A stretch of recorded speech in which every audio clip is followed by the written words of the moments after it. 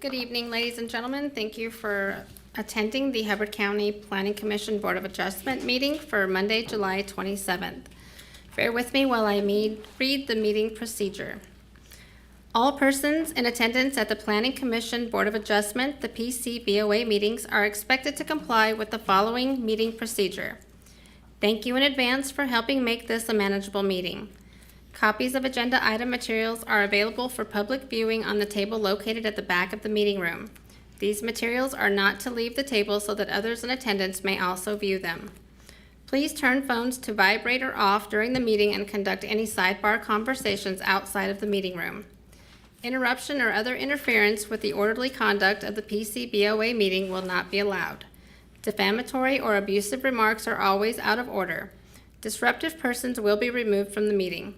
The chair may terminate a speaker's privilege of address if after being called to order the speaker persists in improper conduct or remarks. Written material concerning agenda items must be submitted to the Environmental Services Department by 3:30 p.m. on the Wednesday immediately prior to the meeting date. Written materials will not be accepted after this deadline or at the meeting because the PCBOA will not have sufficient time to review them prior to the meeting. Such material must state the agenda item for which it is being submitted and the name and address of the submitting party. The Planning Commission business is conducted first, followed by the Board of Adjustment business.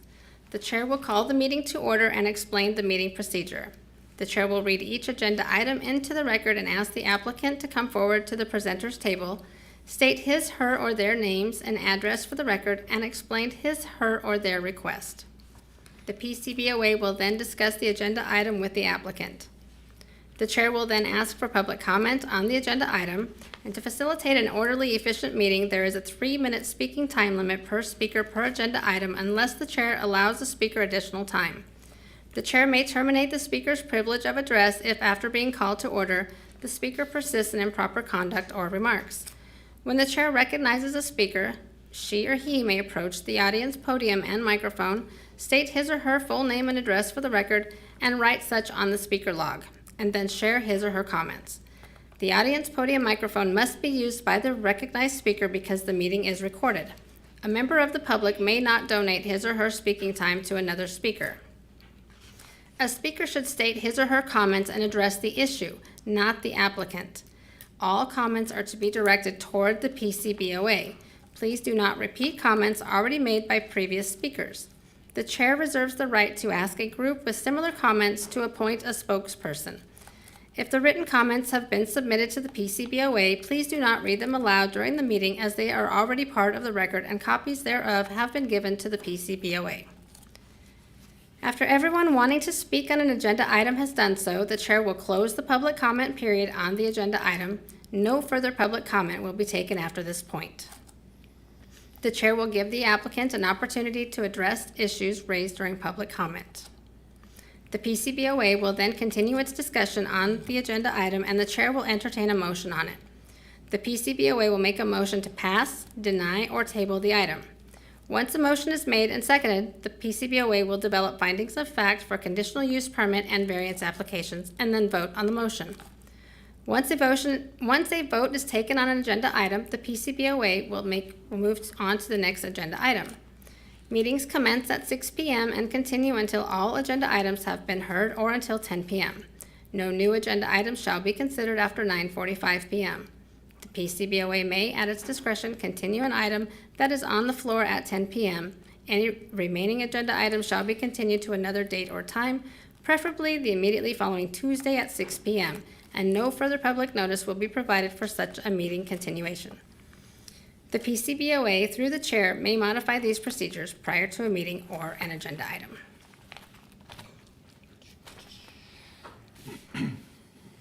Okay, so on the agenda tonight, we will have the Board of Adjustment will be first. We will have the approval of the minutes. Approval of the June 22nd, 2026 minutes.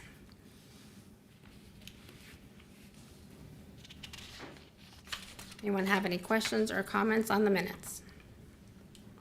No, I'll make a motion to approve the Board of Adjustment minutes for the June 22nd meeting. Okay, thank you, Tim. I have a motion by Tim. This is Larry, I'll second. Okay, and a second by Larry to approve the June 22nd, 2026 meeting minutes. Timothy, how do you vote? This is Timothy, I vote aye. Ken, how do you vote? I vote aye. Mike, how do you vote? Mike, I vote aye. Larry, how do you vote? Larry, I vote aye. And this is Veronica, I vote aye. The June 22nd, 2026 meeting minutes have been approved.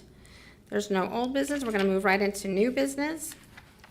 First item for the Board of Adjustment, variance application 35-V-26 by Jason Carr, Lot 18, Duck Lake Edition, Section 31, Township 139, Range 33, Crow Wing Lake Township on Duck Lake, a recreational development lake, Parcel 06.38.01800. The applicant is requesting a variance from Section 704.1H.2 of the Shoreland Management Ordinance from the 100-foot minimum lot width requirement to make a non-conforming lot into an improved lot. Do we have the applicant available? Yes, okay, please come to the presenters table.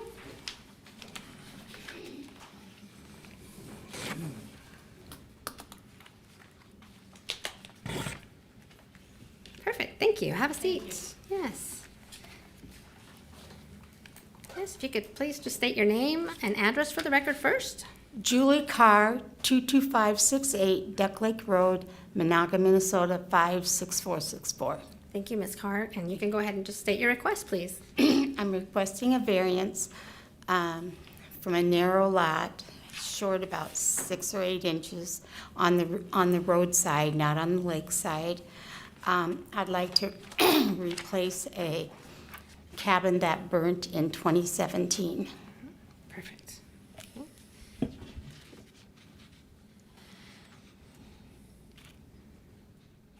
And currently your septic on the property is compliant as well, is that correct? Yes. Perfect, thank you.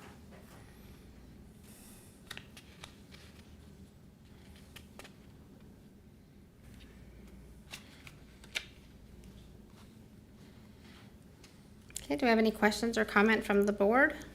I don't think so. I think most everything's been answered over the last few weeks. Okay, any board members have any questions?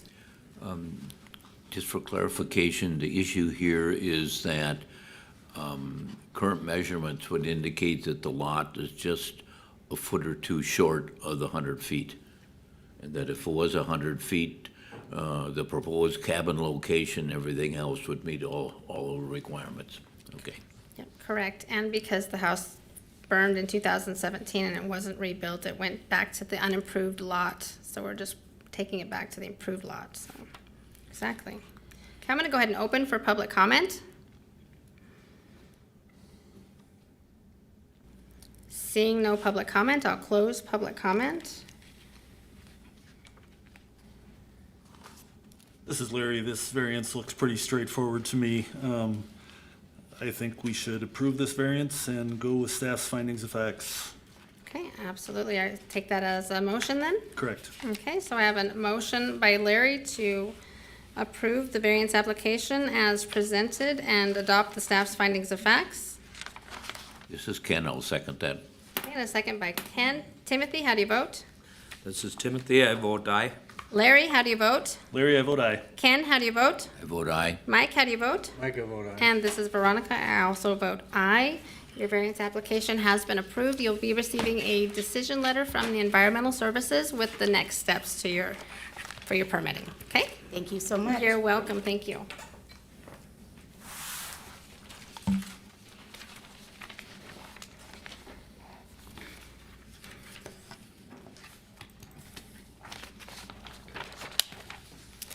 Next item on the agenda, variance application 36-V-26 by Michael and Rebecca Wheeler, Lot 6, Duck Lake Edition, Section 31, Township 139, Range 33, Crow Wing Lake Township on Duck Lake, a recreational development lake, Parcel 06.38.00600. The applicants are requesting a variance from Section 702.A.3 of the Shoreland Management Ordinance for a proposed expansion on a non-conforming dwelling located in the shore impact zone. Okay. Thank you. If you could please state your name and address. Mike Wheeler, Yes, sir. and my address is 22720 Duck Lake Road. Okay. Thank you, sir. Rebecca Wheeler, 22720 Duck Lake Road. Thank you, Ms. Wheeler. And go ahead and state your request for the record, please. We would like to enlarge the existing cabin by 12 feet on one end, so you have a 12 by 36 addition on the north end of the cabin. The one that's in there, the cabin's kind of small, so we just need to enlarge it some.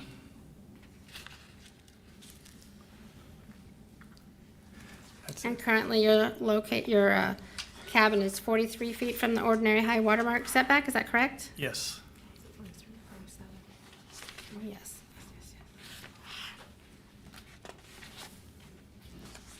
This is, Ken, just for the record, the nonconformance that forces a variance is the fact that that screened-in porch, not the cabin itself, but the basic screened-in porch doesn't meet the 50-foot setback. Correct. Correct, and it's 1955, so that's illegal nonconforming, so, And the absolutely. cabin and an addition are prior to, or the cabin is prior to the 1971 ordinance. Yes. Okay.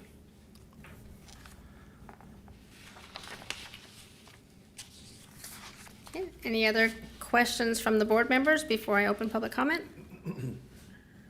No? Okay, so I'm gonna open for public comment.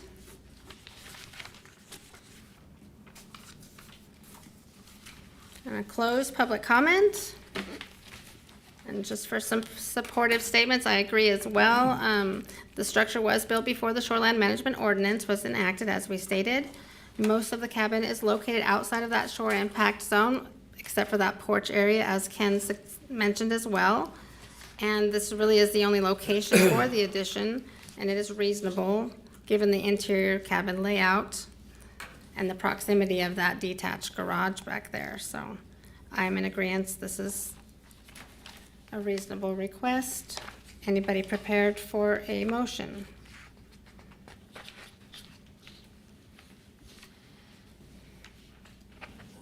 This, Ken, I'll make a motion that we accept application 36V-26 and accept the staff's finding of facts. Okay, thank you. We have a motion by Ken to approve the application as presented and adopt the staff's findings of facts. Do I have a second? This is Mike, I'll second. And a second by Mike. Timothy, how do you vote? This is Timothy, I vote aye. Larry, how do you vote? Larry, I vote aye. Ken, how do you vote? I vote aye. Mike, how do you vote? Mike, I'll vote aye. And this is Veronica. I also vote aye. You'll be receiving a decision letter from Environmental Services on the next steps. All right, thank you. Thank you very much.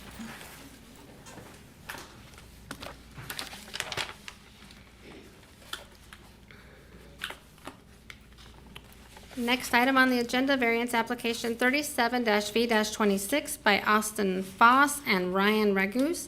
Government Lot 7, Section 15, Township 141, Range 32, Akeley Township on 11th Crow Wing Lake, a recreational development lake.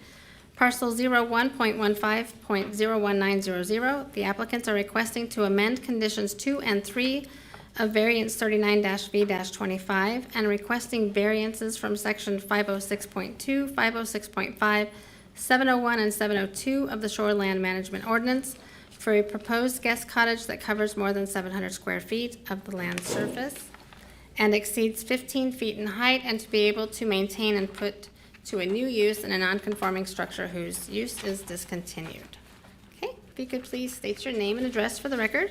Yep, Ryan Ragus, Wheaton, Minnesota. Your address again, please. 7856 650th Wheaton, Minnesota. Okay, thank you. And go ahead and proceed with your request. Yeah, our request is to amend the variance that was approved last fall to switch out structure D with structure E. I can go further into explaining the rationale if you like. Sure. Prior to doing the variance, we never, inspected, we didn't do any work on the structures. So after the variance was approved, we started to look into structures even a little bit more, realizing that the structure itself would need probably more significant repairs to the foundation than we were anticipating. We wanted to switch from that structure to structure D to structure E. Structure E is closer to the water, but it is a smaller structure for a little bit of benefit to the regulations. Okay.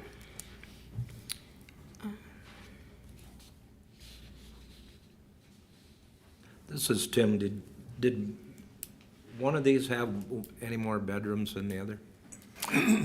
I believe E is one of the bigger ones, so that one has 2, 3, I think 3 in it, if I remember correctly. And then structure E has 2 bedrooms in it, I believe. So it is a slightly smaller structure. Did that answer your question? Sorry. I look like I I'm confused you, looking sorry. for what the bedrooms were, so is that second story in E, is there bedrooms up there? Yes, there is. There is a bed up there, yep. Okay. And, you had 2 or 3 bedrooms in D? I believe there's 3. Okay, So it'd be one less bedroom okay. overall. It'll be Okay. a smaller structure, and we'd be downsizing to 1 less bedroom. That's a trade-off of, Yeah, I seen the, structure underneath there. You're pretty brave to be underneath there with the jack, I thought. yeah, maybe a little brave. Yeah.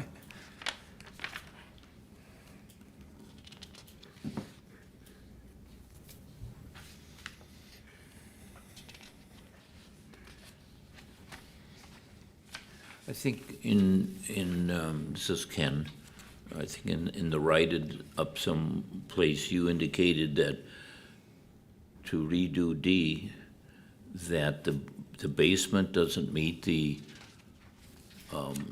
water table restriction of 3 feet. Is that adequate, or is that a right assessment?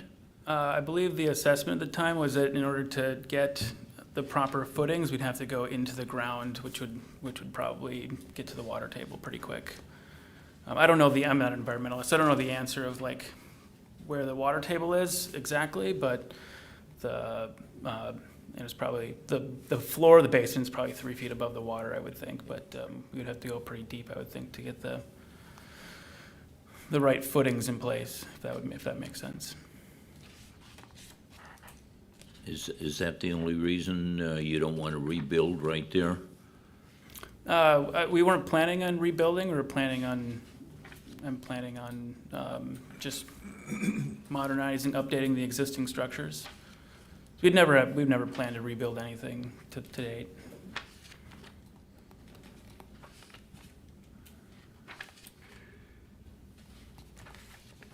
And for the record, that's Veronica not speaking. me in the picture. What buildings of the 8 have you removed? We haven't removed any of them yet, but they will be removed by September 1st. Or we'll have them taken down and then brought accordingly to the recycling area, bring the shingles and the different pieces of wood. We haven't demolished anything yet.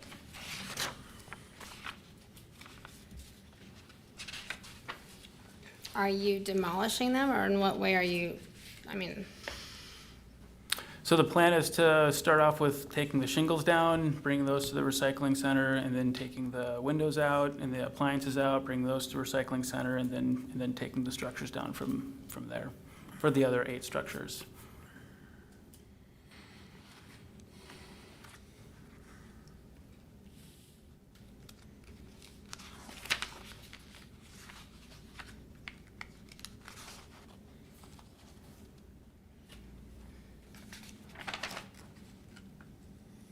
If I recall, when we approved variance 39V25, we picked D over E because of D meets the shore impact zone setback, whereas E does not, if I recall.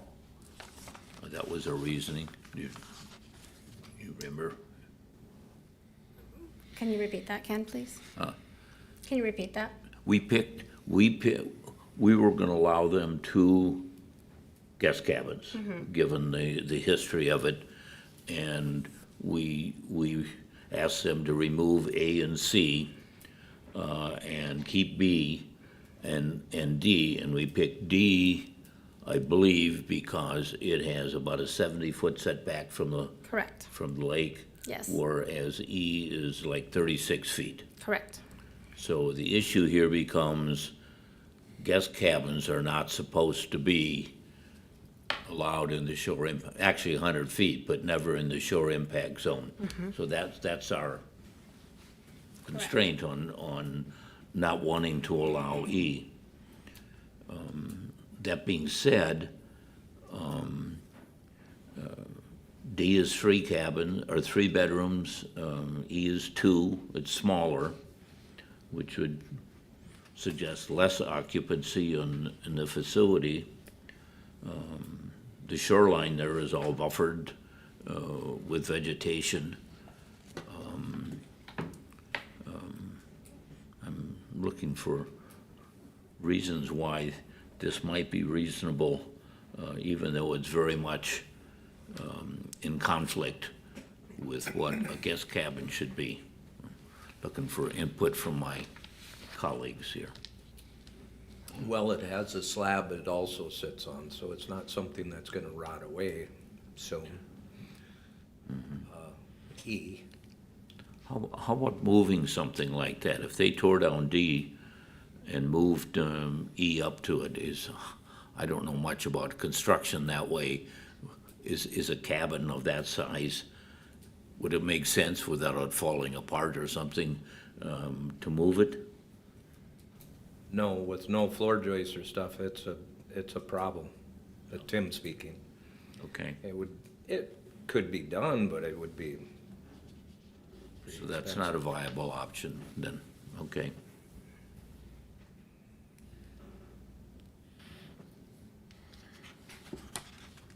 So, public comment? I'll do that. Yep. Okay, I'm gonna go ahead and open for public comment. Seeing none, I'll close public comment.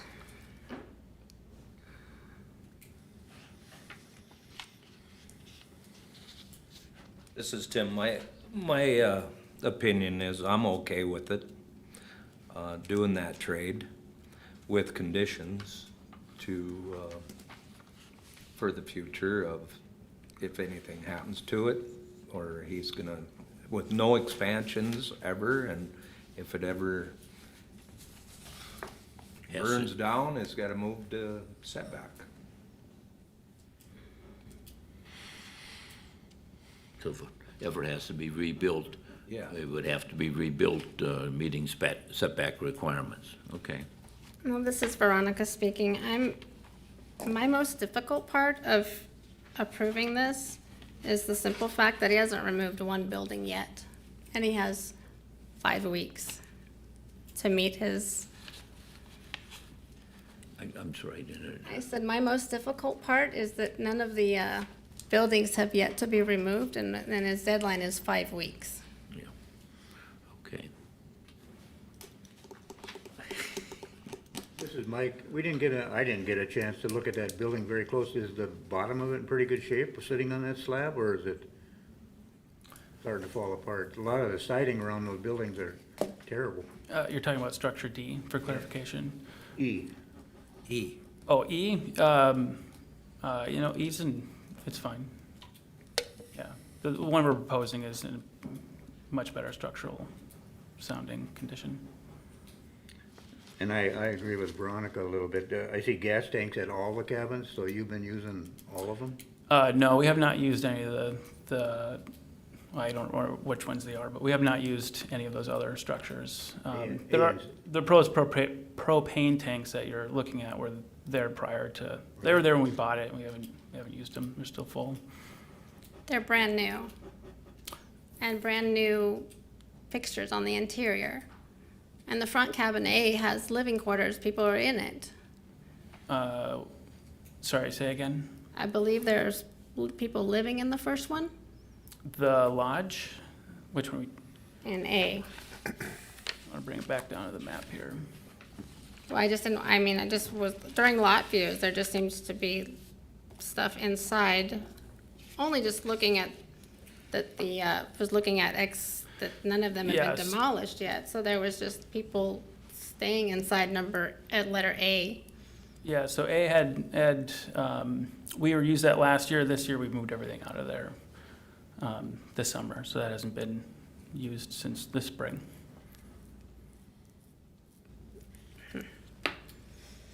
Hey, Veronica, I think it'd be a good question. If we were to approve this, they have 6 weeks to tear down all those buildings and remove them. Is that feasible? Is that in your plan? Yeah, Well, this is Tim speaking. They have the deadline. Yeah. They have the deadline to meet. So do we put a condition on that if it isn't met, that Becomes null and void? it becomes null and void? Yep, that could be possible. yeah, I think we'd be okay with that.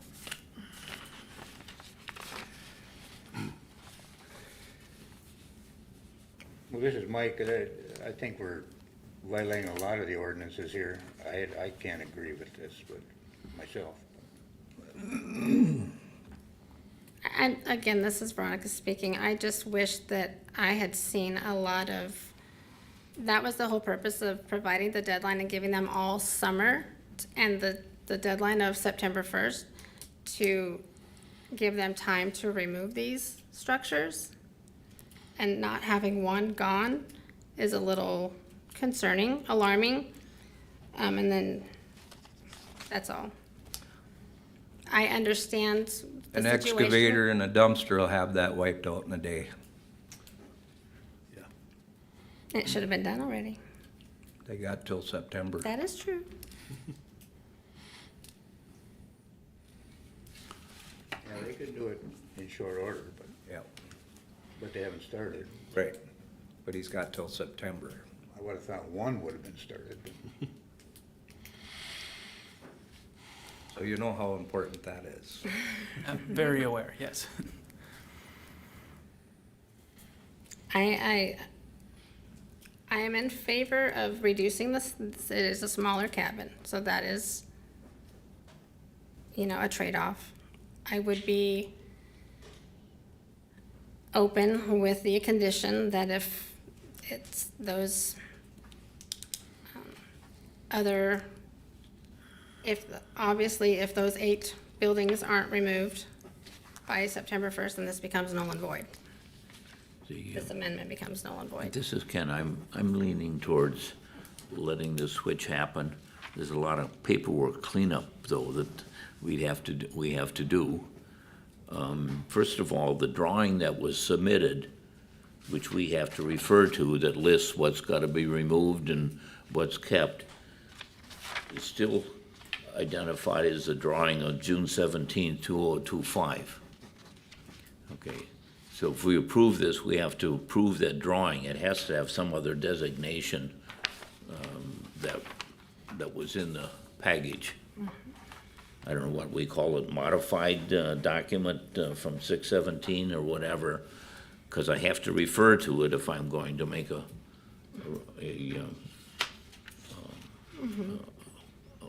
motion.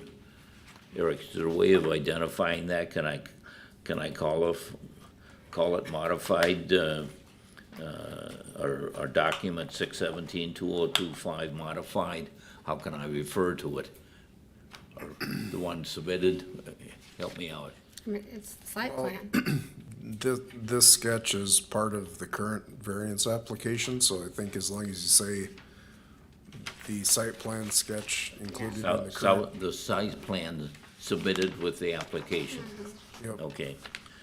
Let me make a motion that we approve this application with the following conditions. And I'm gonna say, no additional vegetation removal is allowed within the shore impact zone of the property. Cabin D must be removed from the property with all the other structures proposed to be demolished in the application submitted with the application. The drawings submitted with the application and all of the action listed on it are part of the variance, with the change that D be removed. Item E or structure E is allowed to remain. All cabins, number 4, all cabins proposed to be demolished must be removed from the property by September 1st of 2026. And a 5th item, cabin E cannot be expanded in the future, and if rebuilt, must be moved to meet setback requirements. Okay. Eric, is there anywhere on the lot that it can meet requirements? Let me check, it's gonna be tight. I'm not sure your last one can qualify, so Eric's gonna check real quick. Oh, Because of the overlapping, since it's on that little peninsula, I don't know that it can quite meet them, but it well, I might be said able to. setback requirements, that could be 50 feet, which we've done in the others, well, cabin D is 70 feet. Okay, if you move that 30 feet back, you could put it there at 100 feet from at least the east shoreline, or I think it is. I can't tell from here, it would seem to me when I look at the size of things. It's on the that- screen. It's Yeah, on the screen. It's gonna make it. Oh, East is the right side. so it could be put in between at 100 feet. If the septic isn't there, well, I guess that could be one way or the other. The new septic tank for cabin E is down by E, 'cause that's what they show here. So if you put it up there, you could still use it? I would think so. I'm not a septic person, but I would think so. Might, I can't do it. Sorry, I'm not a septic person, but I would think so, because that would roll downhill. Ken, my only other suggestion is that if the deadline isn't met to remove the structures, then this becomes null and void. Say it again. Then I said, as Tim mentioned earlier, or maybe it was Mike, that if all the structures aren't removed by the deadline, then this amendment becomes null and void. Okay, you want to add that? Becomes to it? number Okay. 6. Are we changing the last one? Nope, it makes it. Okay. Okay, now you're gonna look for findings of fact, right? Correct. This is hard. As you would see in Pittsburgh, it's hard. Hold on, let me get to, give me a second to get to the, thing so that I can read the, findings of fact. Come on, Ken, where's Eric's thing here? Come on. I got it here in the stack. No, I think I do. It's under all this stuff. Okay, come on, where's her? Yeah, Right there. yeah, there we go. Okay, here we go. Item 1, is the variance in harmony with the general purposes and intent of official controls? Allowing cabin E to remain is a reasonable trade-off since cabin D is unusable. Cabin E is smaller, 2 bedrooms versus 3 bedrooms in cabin E.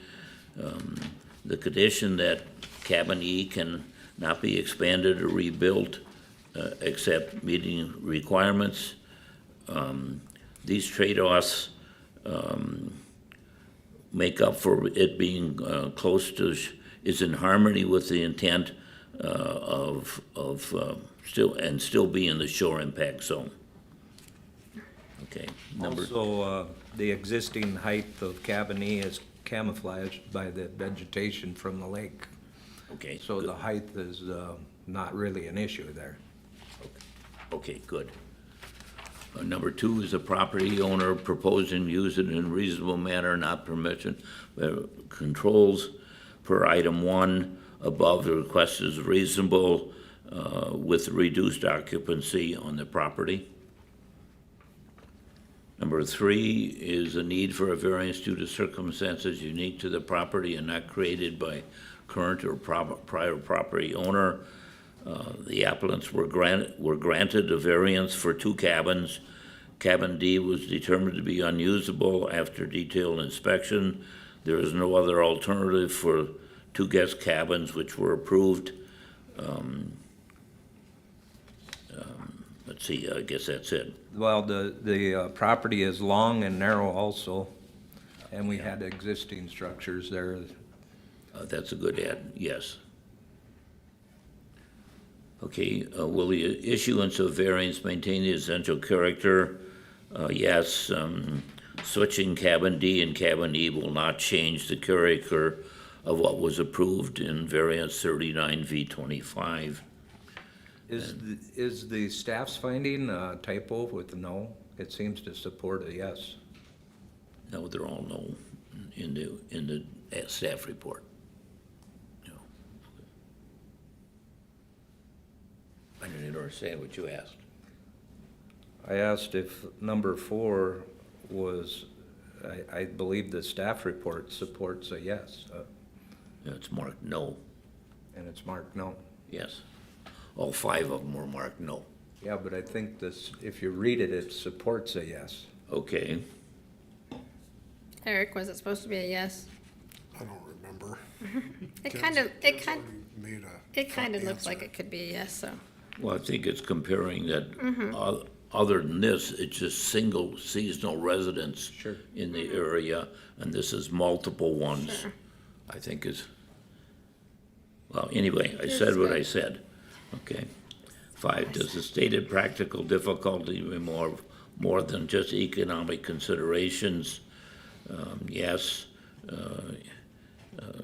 Applicants indicate that redoing cabin D would require deep footings and make it more difficult to rebuild.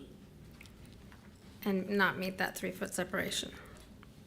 And possibly not meet that 3-foot Yeah, vertical yeah. separation. He couldn't confirm that, so I knew Correct. it was a yes. Okay.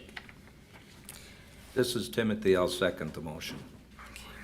Okay, so I have a motion by Ken to approve the variance application with the 6 conditions stated by Ken. And Ken created the findings of facts, and a second by Tim. Timothy, how do you vote? This is Timothy, I vote aye. Ken, how do you vote? Can I vote aye? Mike, how do you vote? Mike, I vote nay. Larry, how do you vote? Larry, I vote nay. Land.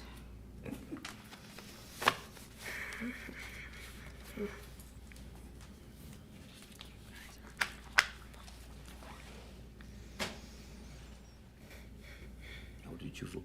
I haven't yet. Oh,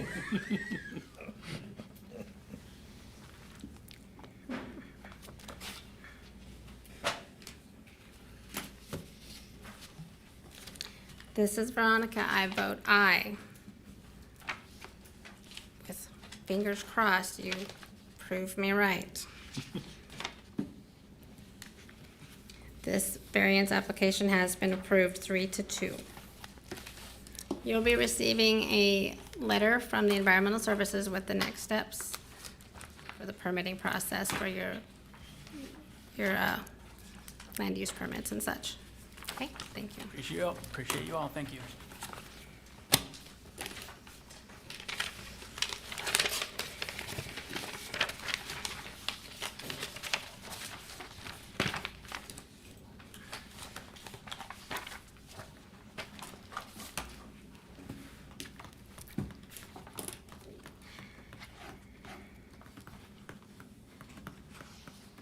Okay, the next item on the agenda was 38-V-26 by Brad Innes, and he had withdrawn the application, so we will continue moving forward with variance application 39-V-26 by Mitchell Bloms and Patricia Stanley. Lot 7, Muskie Bay, Section 9, Township 140, Range 33, Nevis Township on Lake Beltane, a recreational development lake. Parcel 21.47.00800. The applicants are requesting a variance from Section 702A3 of the Shoreland Management Ordinance for proposed addition to a non-conforming structure located in the shore impact zone. Thank you very much. Can you please state your name and address for the record? Mitchell Blums, 24359 Fairwood Lane, Nevis. Patricia Stanley, 24359 Fairwood Lane, Nevis, Minnesota. Thank you so much. And please go ahead and with your request. We are wanting to expand the cabin on the roadside, not the lakeside, a 12 by 23 foot addition to expand the kitchen and add a small office workspace. Okay, perfect, thank you. And this is Veronica speaking. We did receive additional information, right, that says that you're gonna meet that 3-foot vertical separation. By 10 inches. Yes. Above, right, yes. Perfect, thank you very much, I appreciate that. Just for additional information, the dwelling is 21 feet from the ordinary high watermark setback. And as the applicant said, this addition is gonna be on the non-lake side. Any questions or comments from the board members? Okay, I'm gonna go ahead and open for public comment. Okay, and seeing none, I'll close public comment.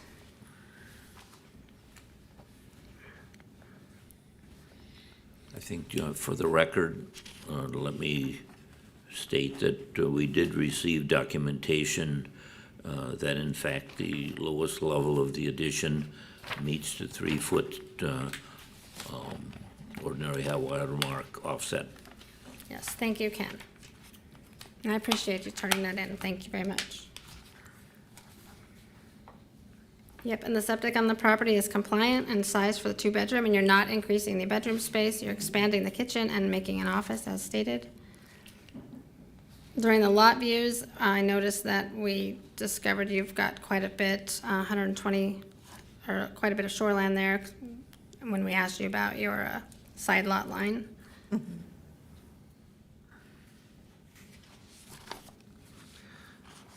This is Tim. The addition is on the non-lake side, Yes,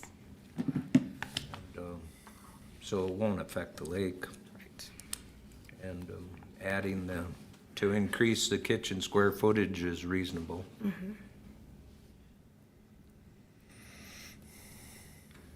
And I would add that looking at the shoreline with the large set of cattails and other things, that about 50% of the shoreline has a vegetation buffer. Good, well vegetated, not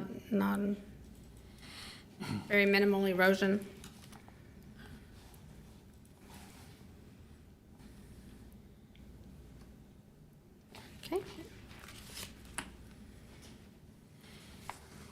Okay, yes, This is Tim. I'll make a motion to approve variance 39-V-26. Findings for number 1 is a variance in harmony with the general purposes and intent of the official controls. Yes, the addition and proposed will be on the non-lake side of the home. Number 2 is the property owner proposing to use the property in a reasonable manner not permitted by official control. Yes, adding on to increase the kitchen square footage is reasonable, and I'll accept the staff's findings for the Perfect. rest. thanks. Also, do you want to, on 1 or 2, do you just want to add that they also verify that they can meet that 3-foot vertical separation? Yes, they Perfect. also meet the 3-foot separation. It's 3 foot 10 inches. Correct, okay. Okay, I have a motion by Tim to approve the variance application as per site plan and creating findings of facts numbers 1 and 2 and adopting staffs 3 through 5. Do I have a second? This is Larry, I'll second. Okay, and a second by Larry. Timothy, how do you vote? This is Timothy, I vote aye. Larry, how do you vote? Larry, I vote aye. Ken, how do you vote? This is Ken, I vote aye. Mike, how do you vote? Mike, I vote aye. And this is Veronica, I also vote aye. Your application has been approved. You'll be receiving a decision letter from Environmental Services on the next steps for your permitting. Thank you. Thank you so much.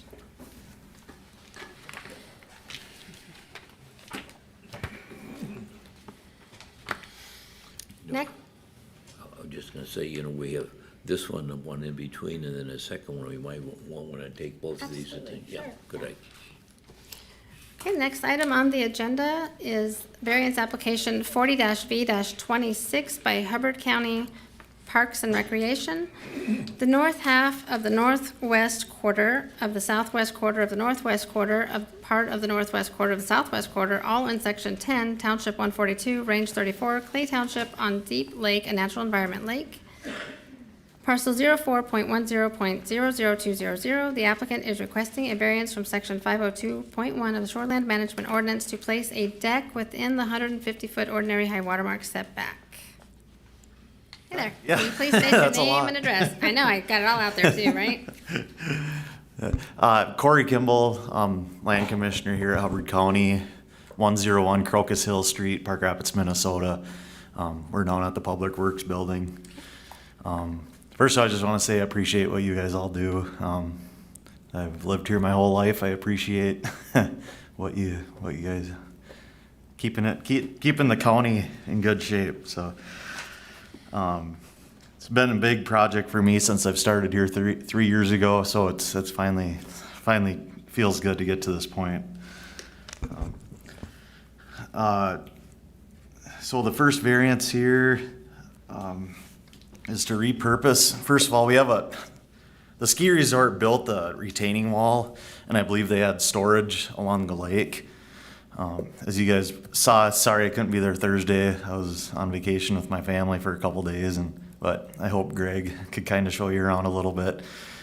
The resort had a retaining wall, the ski resort did, and I believe they used it for some storage. It's about 80 feet long by 20 feet or so in width, and with the with the elevation, it's about 8 to 12 feet tall. Made with blocking. I was talking with the administrator one day, and we were kind of thinking, you know, it'd be kind of neat to reuse that, repurpose it, and put a natural wood deck on there with a railing. People could sit and just look at the lake, look at the beavers messing around, or the loons or whatever out there, and yeah, that'd be our request, just to repurpose that non-conforming structure near the lake there. It is pretty close to the lake. I believe it gets to be about 25 feet away from the lake.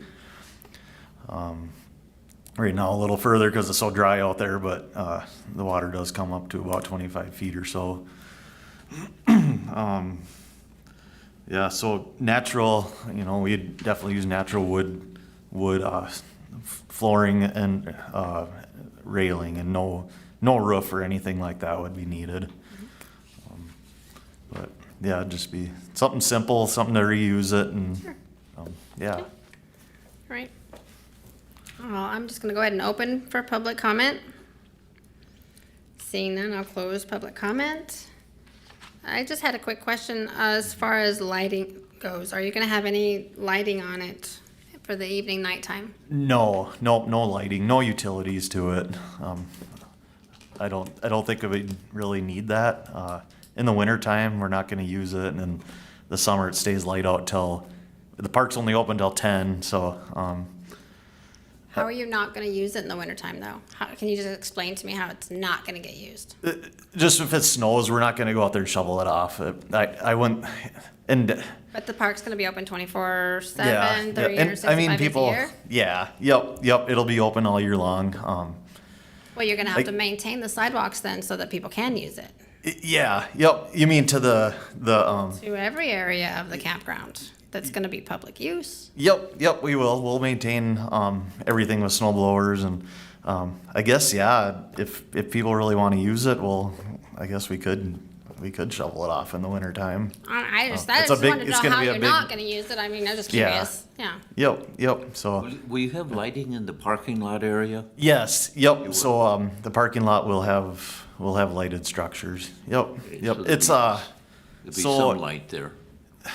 so the lady the folks that donated the property wanted low lighting, so barely anything, just for safety.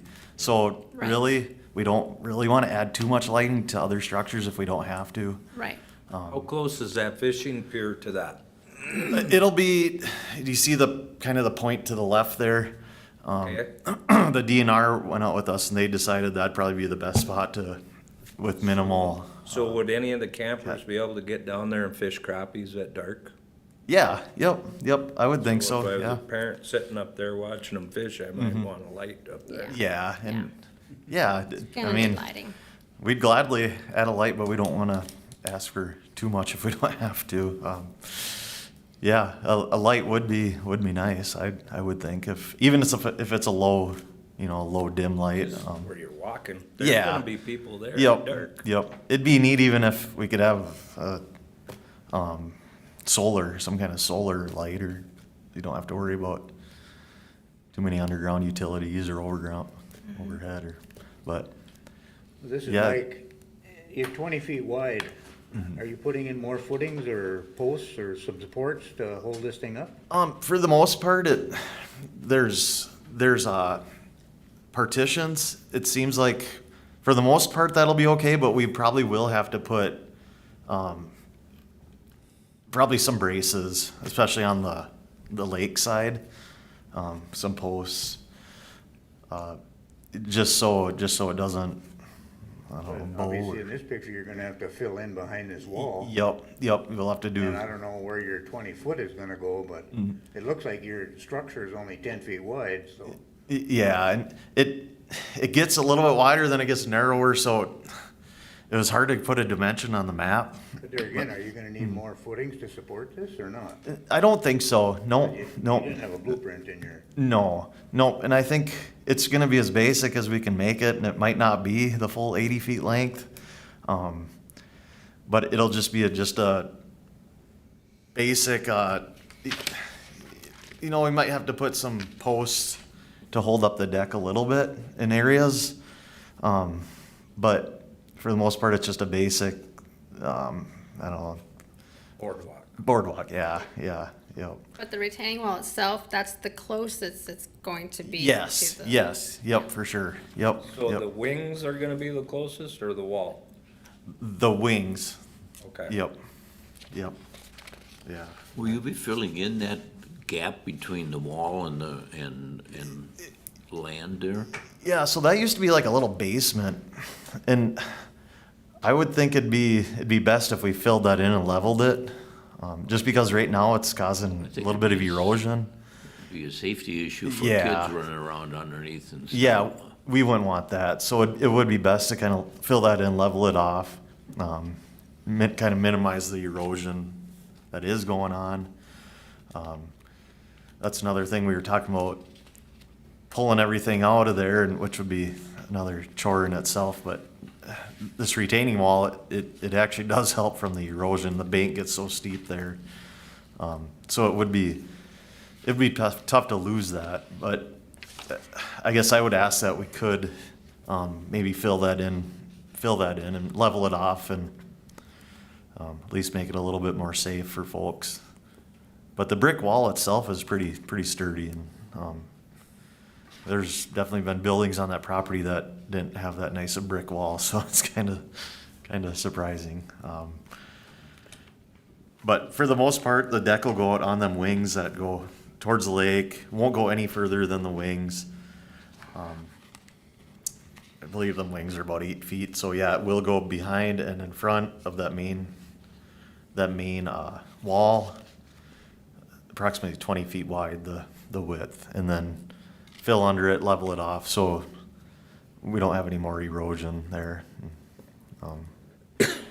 What's already, Basically, your application is you're asking for permission to build a 20 by 80 platform yes, at 25 feet from the lake, with the intent of repurposing the concrete that's there. yes, yep, exactly, yep.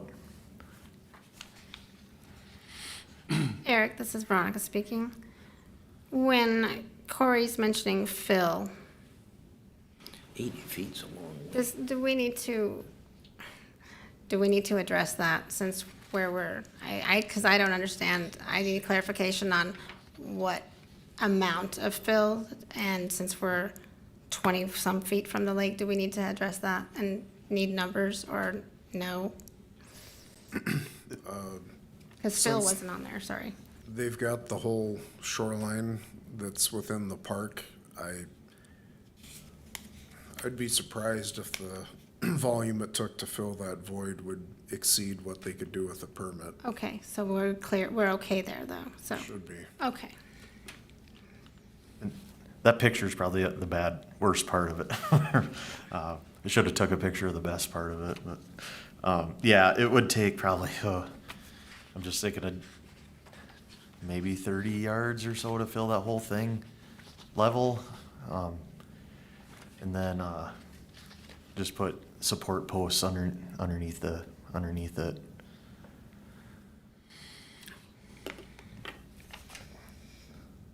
Any other questions from the board then? No, it's reasonable. Yes, absolutely. I guess one more thing is too, you guys, I don't know if you've actually walked around this, there is a few smaller trees growing out of there, like a few birch and elm, and, I would ask that we could take a few of those out too. I imagine you'll have to remove some so that you can get your platform. Looking for a motion. Yes, sir.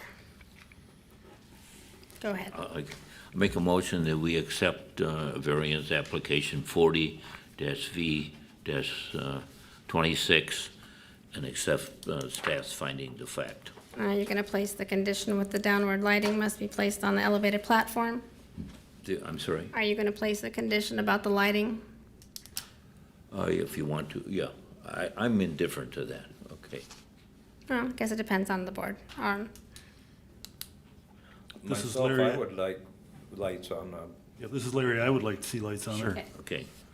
Okay, then condition being lighting must be placed on the elevated platform from dusk to dawn. Yeah, okay. That's fine. Okay. So I have a motion by Ken to approve the application 40-V-26 as stated per site plan, and with the condition downward lighting must be placed on the elevated platform from dusk to dawn. And do I have a second? This is Mike, I'll make a second. Okay, and a second by Mike. Timothy, how do you vote? This is Timothy, I vote aye. Mike, how do you vote? Mike, I vote aye. Ken, how do you vote? This is kind of what I, Larry, how do you vote? Larry, I vote aye. And this is Veronica. I also vote aye. That application has been approved. And if you just want to remain seated, we'll skip to the next one from Hubbard County Parks and Rec. Jump across real quick to variance application 42-V-26 by Hubbard County Parks and Recreation. The northwest corner and part of the northwest quarter of the southwest quarter, section 10, township 142, range 34, Clay Township on Deep Lake and Natural Environment Lake, parcel 04.10.00100 and 04.10.00200. The applicant is requesting a variance from sections 502.1 and 903.3 of the Shoreland Management Ordinance for a road and parking lot to be located within the 150-foot ordinary high watermark setback. So if you could please, Corey, go ahead and state your name and address again for the record. Yeah, thank you. Corey Kimball, Land Commissioner, Hubbard County, 101 Crocus Hill Street, Park Rapids, Minnesota. All right, thanks. And then go ahead with this request, please. Yeah, thank you for bringing this application on too. So a few years ago, we were working with a contractor out of the cities, SRF Contracting, kind of designing our park, and they had folks come out marking. I think they marked the 150 setback off of different deals. I don't know how they did it, but that's what we originally used was their setback, and we had the environmental services and the DNR out there to actually mark the exact high water mark, and it was off a little bit from what the contractor we had. So for the most part, everything still works out fine, except there's a corner on the side on the part of the parking lot that would be cut off short. I believe I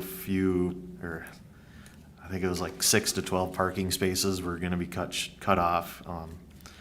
But it was my mistake too from the last variance I brought to you guys. I only asked for part of the road going into the setback when I should have asked for the whole area there around the picnic shelter and parking area. So this variance, I'm asking that we can be within that 130-foot setback, which is 20 feet from the, or 20 feet different than the 150 from the northeast. I don't know if you have a map. Oh yeah, there, that one works too. There's a northeast trail that goes up around or northwest trail that goes up around yeah, right there. That northwest trail goes around the west side of the lake. That intersect of that trail all the way around to the intersect of that trail that goes back to that old maintenance building. I guess we're just looking for a variance so we can have a little bit more wiggle room there instead of trying to push our limits a little bit more than we probably should. So I guess we're just trying to play it by the rules and doing what we should do, what's right. I guess that's what I'm asking. This is Ken, just so I understand. Based on where you actually, the layout of where the parking lot is just one small corner. Yes. But you're asking for us to allow 130 feet setback just because, for other things you want to do, just so we don't have to be back here again. Yeah, and then Yeah, but let me finish. yeah, sorry. Yep, However, yep. I don't want that to be a unilateral enablement for you to expand that parking lot another 20 feet. Yep. So from my standpoint, I'm okay with 130, but that the parking lot will be constructed per the drawing in your variance application. Okay. Yep. You okay with that? Yes. Yeah. Everything fits right now. It's just really tight. Yeah. I mean, you guys have been out there. The DNR set the posts, and I mean, the parking lot runs right along that post. And I worry that if we plow snow in the wintertime, when we push up a little bit of dirt with the snow pile, it's gonna. I don't want to cause issues down the road, and I'd rather have to see that little bit of wiggle room. Yeah, I guess that's what I'm thinking. So. Okay. I don't see any lighting on here. I don't know how many poles you plan on putting up. Are they gonna be right off the lot, or? They're in the lot.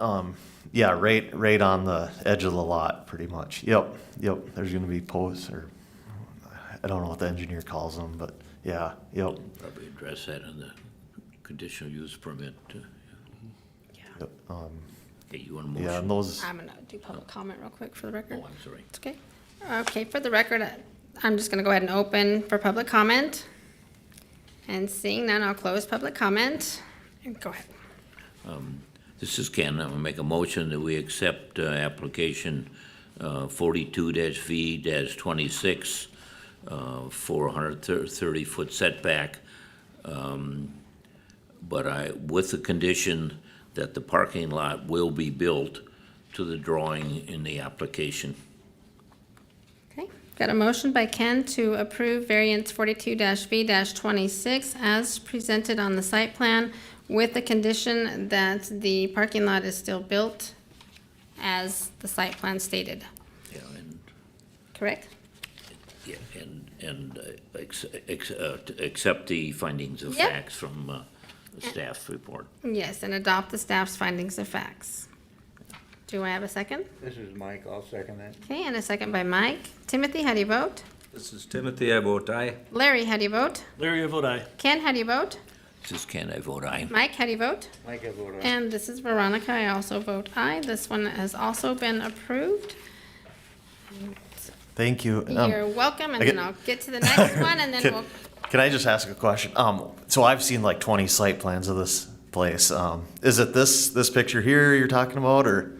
That's the drawing we have in your Okay, application. okay, That's the only okay. one I can reference. Okay, sounds Okay. good. Yeah, all right. Yeah, Thank no, you. No, that's perfect. Good question. Thank you. All right, so now we're going to backtrack to variance application 41-B-26 by Timothy and Tracy Brill, Unit 8, Beechwood Estates, Section 9, Township 141, Range 35, Arago Township on Island Lake, a recreational development lake.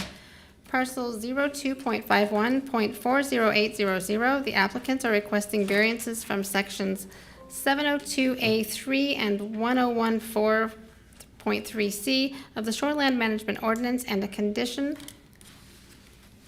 placed on variance 90-V-15 that limited the structure footprint to 24 by 28 for proposed expansion of a dwelling located in the shore impact zone and in a residential planned unit development.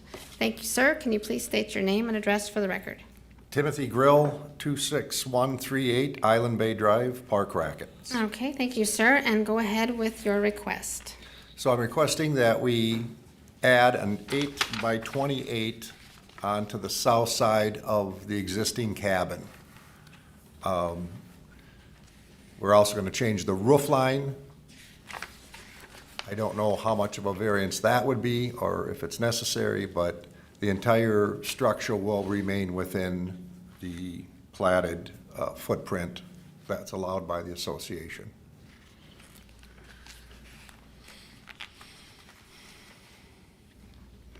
Okay, so your request is to place an 8 by 28 addition on the south side of the dwelling and increase the second floor wall height by adding dormers to the existing roof, correct? That is correct. The dwelling is roughly 22 feet from the ordinary high water mark per your application, is that correct? That is correct. Okay, and the structure was allowed to be built by the variance 90-V05 that had conditions on it, which is what we're here for as well. But that one also had a 24-foot in height. And what is your height going to be? What is your request now? The height is going to remain the same, so it'll be 21 feet. So it's still going to be 21, it's just changing it a little bit. Okay. Correct. Okay. This is Larry. Were you aware of the other variance when you bought this property? No. Okay. Okay, I'm going to go ahead and open for public comment. And seeing none, I'm going to close public comment for the record.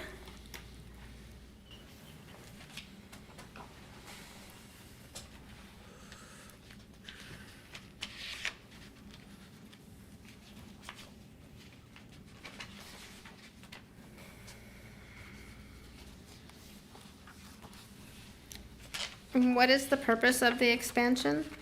To expand the kitchen area in the cabin. And what's the upstairs? The upstairs doesn't have the kitchen?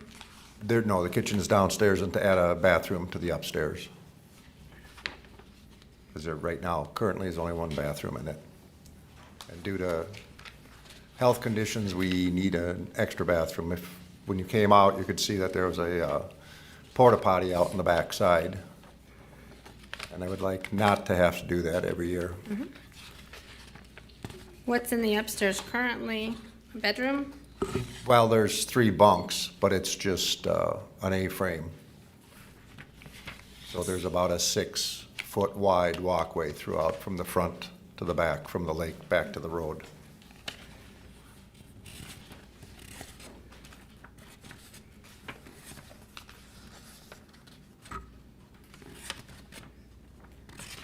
So currently there is no bathroom if you're using a porta potty? No, there's one bathroom downstairs. Okay.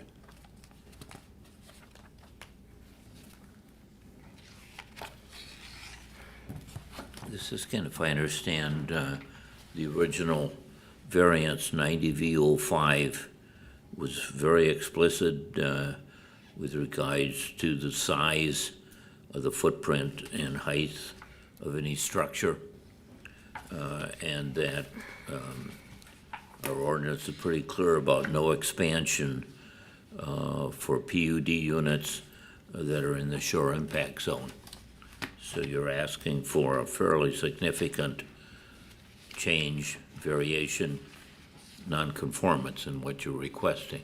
Yes, sir. I also noticed there's really no shoreline buffer along most of that whole shoreline where your cabin or your home and the other ones are.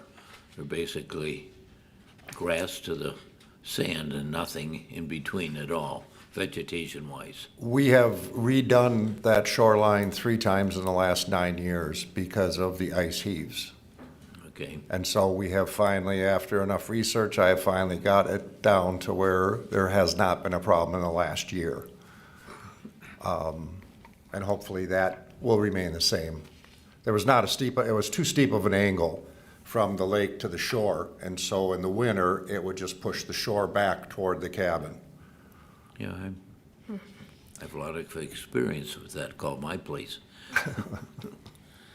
This is Veronica speaking. In 2005, there was a variance granted that allowed it to already be expanded. Do you know what size it was prior to that? No, I do not. Okay. Veronica speaking as well. I do like to be mindful of conditions being placed by prior board members with the shoreland management ordinance's intent. Because we do the same thing, to try to preserve and be mindful of our ordinance and everything as well. So I understand where you're saying, Ken.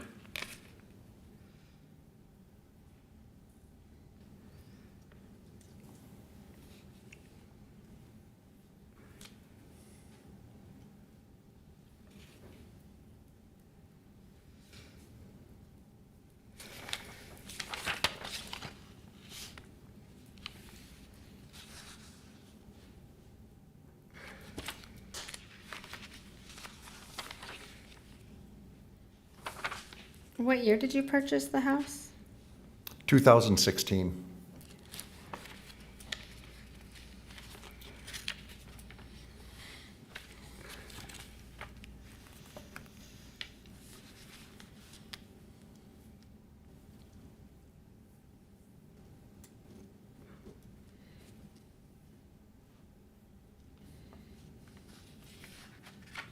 This is Veronica speaking. I do have difficulties in expansions when we are in the shore impact zone at 21 feet.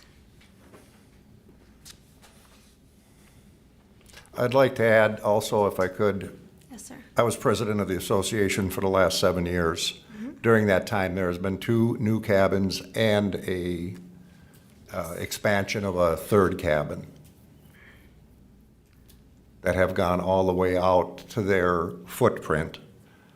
And I'm being mindful of the lake, staying away, obviously not adding to the front of the structure, and staying within the north and south sides of the allotted footprint.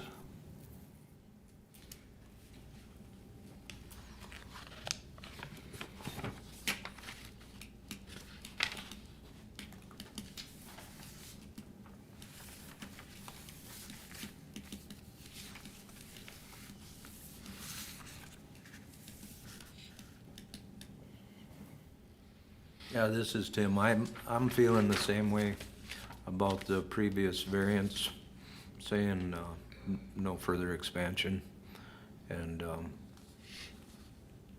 that's what I support. Okay.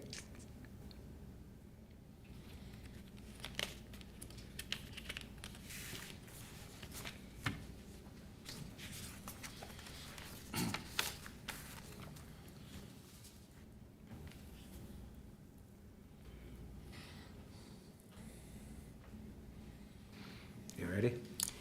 I am ready. Do I have any other comments or questions from any other members? If not, I'm open for a motion. This is Tim. I'll make a motion to deny application 41-V-26 and accept staff's findings of facts. Okay, I have a motion by Tim to deny the application and adopt staff's findings of facts. Do I have a second? This is Larry, I'll second. Okay, and a second by Larry. Timothy, how do you vote? This is Timothy. I vote aye. Ken, how do you vote? This is Ken, I vote aye. Larry, how do you vote? Larry, I vote aye. Mike, how do you vote? Like I vote aye. And this is Veronica. I also vote aye. The application has been denied, and you will be receiving a decision letter from Environmental Services. Thank you. Okay, thank you.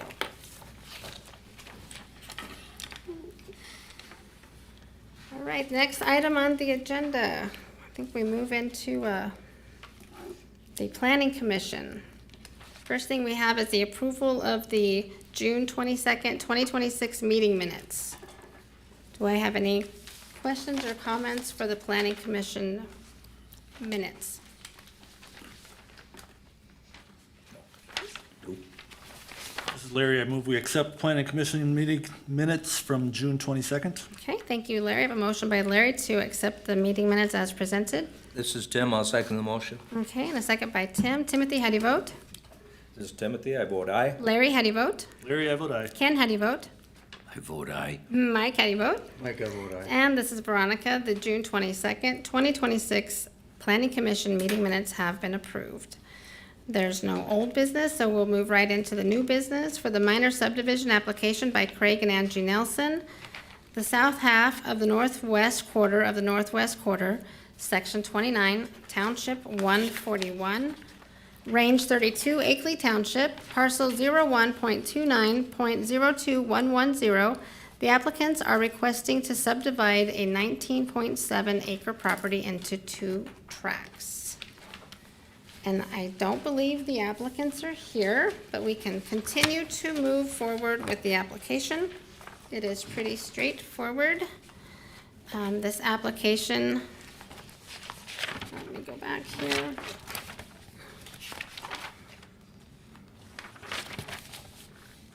This property was created by an administrative subdivision that was approved on November 15th, 2024. The subdivision ordinance requires a 5-year waiting period before another administrative subdivision of the property can be done, so the ordinance allows a minor subdivision of the property to be done within the 5-year period. Thus, the applicants are requesting this minor subdivision to create these 2 proposed tracts. They all comply with the ordinance requirements. The septic system site evals are included, showing that the 2 type 2 required, or type 1 drainfield sites meet the setback requirements. I think it meets all of the other, everything, and then we also have the Akeley Township approval.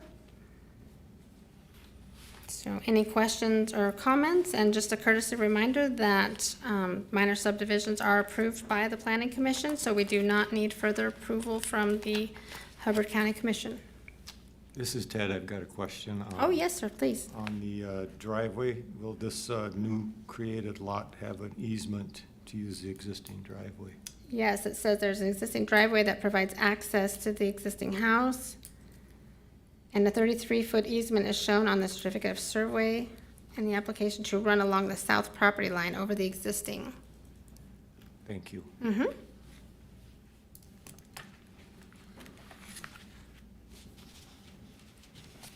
Do you have any other information on that driveway, Eric, or is that correct? That's all we've got? Well, on the aerial photo, it looks like the driveway is in the proposed 33-foot easement, but then on the survey, they've got center line of drive shown here, and it's north of the 33-foot easement, so I'm not sure It's a little off there, yeah. what's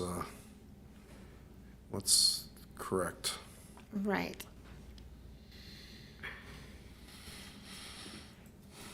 But they do have an easement. Right. Right, We and just that's don't the know property if that it's- we, Mom and Dad let them. that we were at, right, yeah. I'm just thinking in the future. Mm-hmm. If they have a family fight, then that's their business.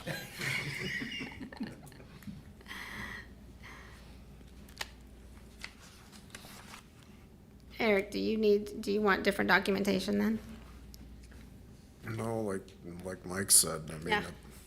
if it's the way it's shown on the survey, and somebody in the future on the east tract chooses to act on the easement, it looks like there'll be another driveway running along the existing one, but it meets the ordinance, that's not our concern. Okay.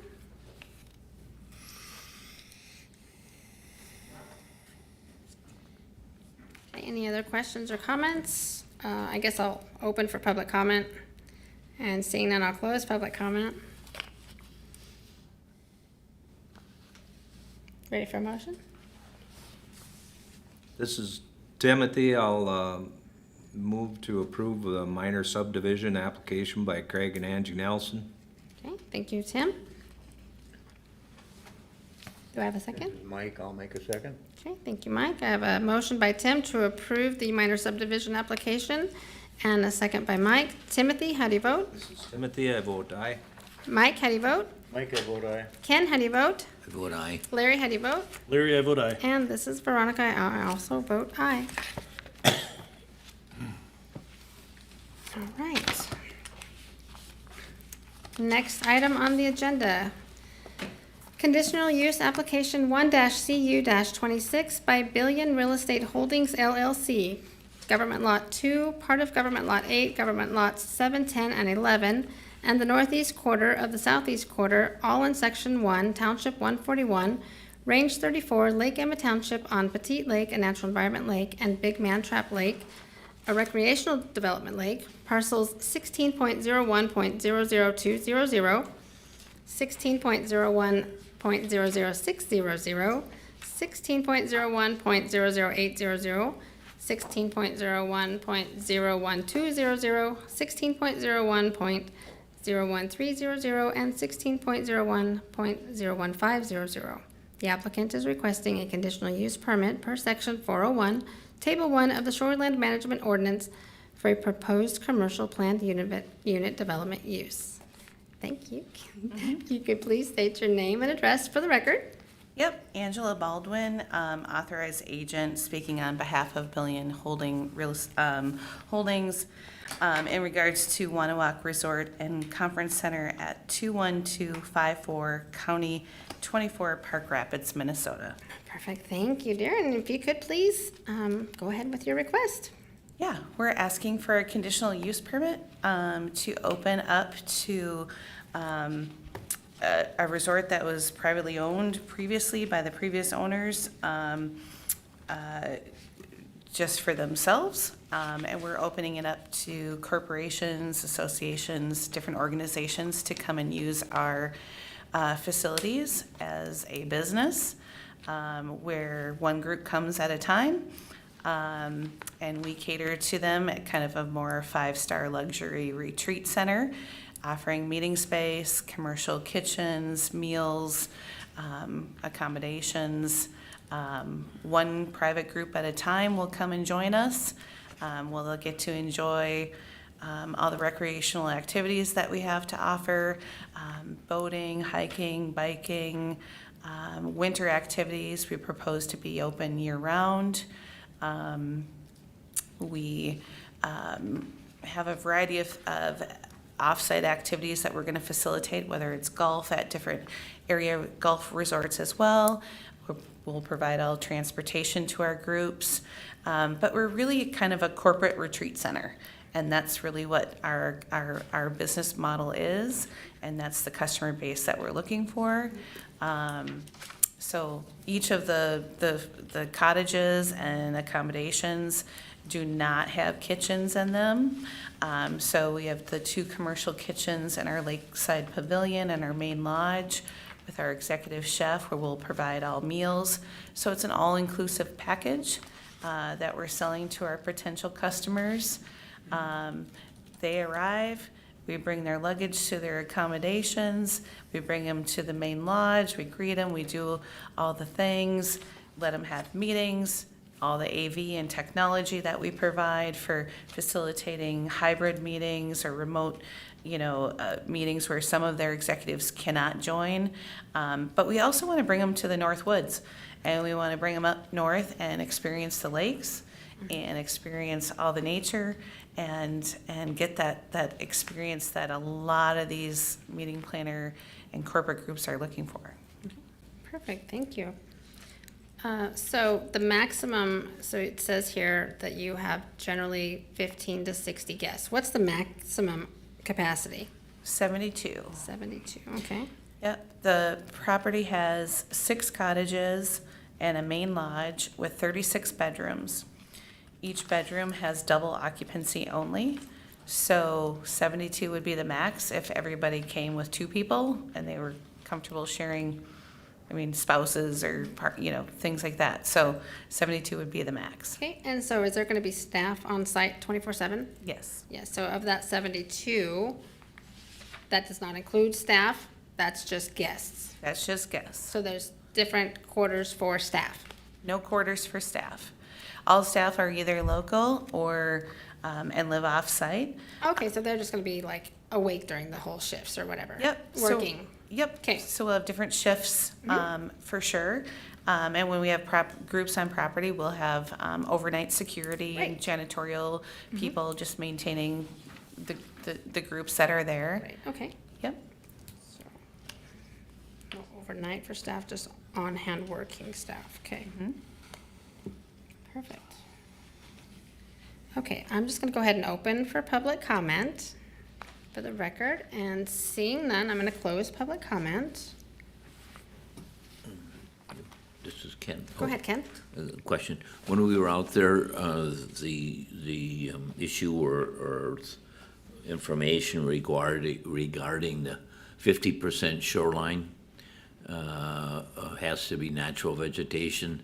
And we asked if there was a drawing or something you could provide to us that would indicate where that shoreline is? Okay. Yep. Is that something I should have, No, that's it right there. okay. We just submitted it after you asked for it. Yes. Oh, okay. Yep. So, and you haven't sent it to us, Eric, did I miss it someplace? No, it got finalized today, so I Oh, figured okay. you wouldn't have time to look So at let it. me see where that is.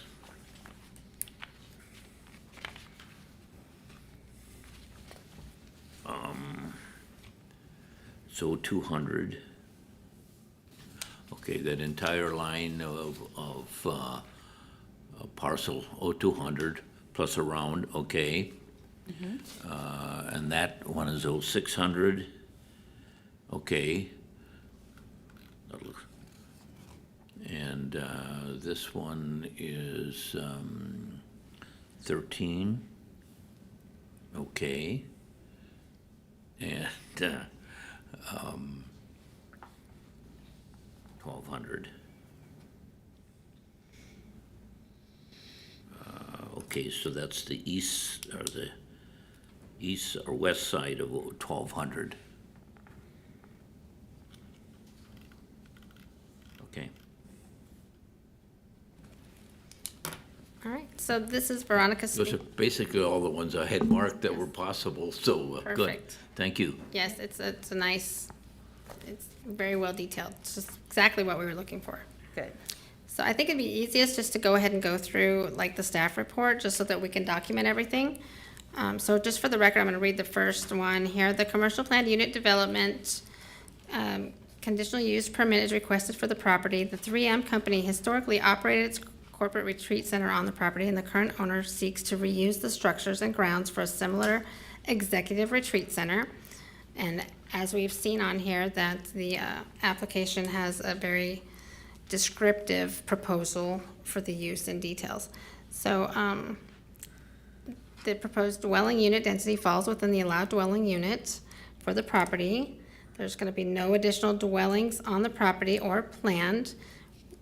There was a future improvement listed in the application that we mentioned during the lot views. In that multi-use recreation structure that would be located in that north end of the property. And we talked about that, so that will definitely be included in this. Let's see.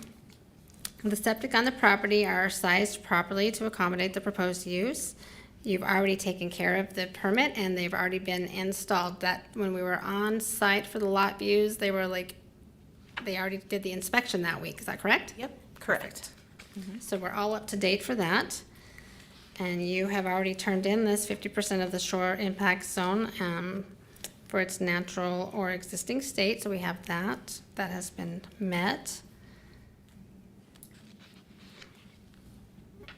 Okay, and so then the ordinance also regulates the number of spaces used for continuous mooring of watercraft, and states that docks and watercraft mooring areas must be centralized. So we've taken care of that, so yeah, you're on top of it.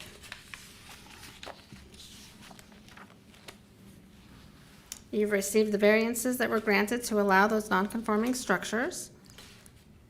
access to your property is through that gated driveway. That gated driveway is always closed, is that correct? It's never open? Correct. Every time that we've come to the property, you have to hit the button and. Yep. Perfect.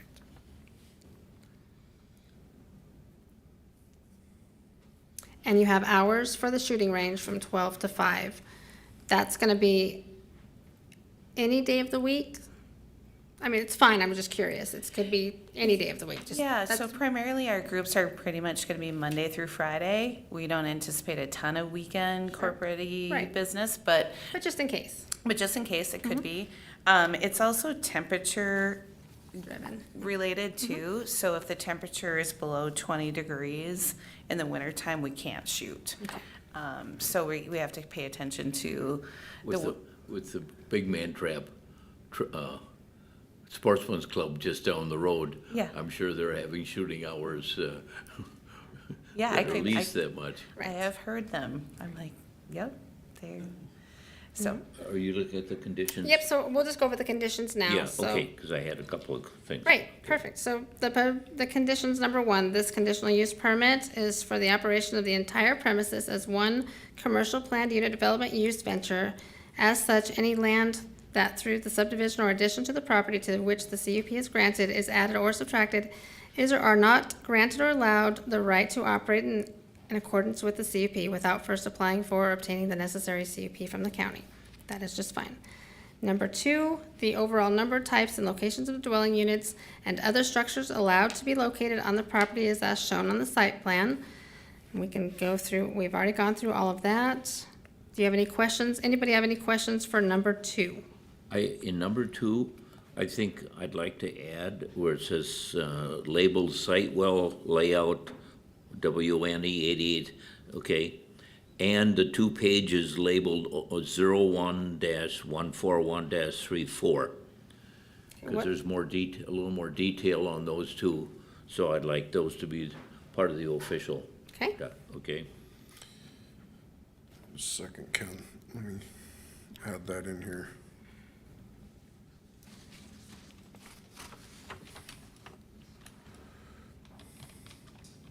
What were the numbers again, Ken? can you repeat the numbers, Okay, Tim? yeah. 01-141-34.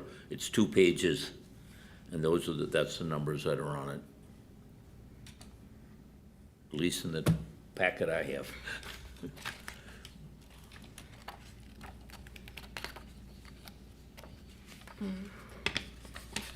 So,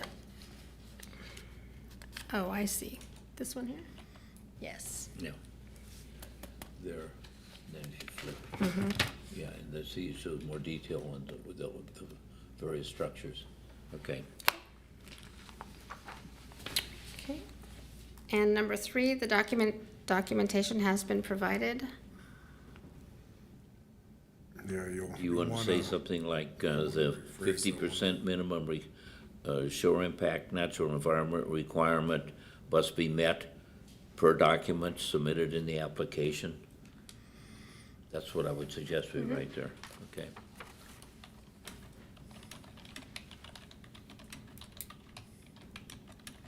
I'm okay with that. Oh, that's great. And those documents were nice documents. It was detailed.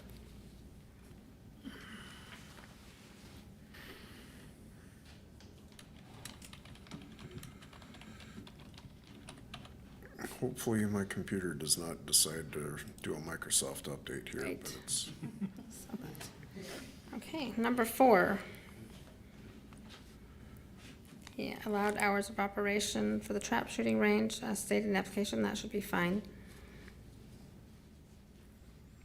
Any questions for number four? Nope. Okay, number five?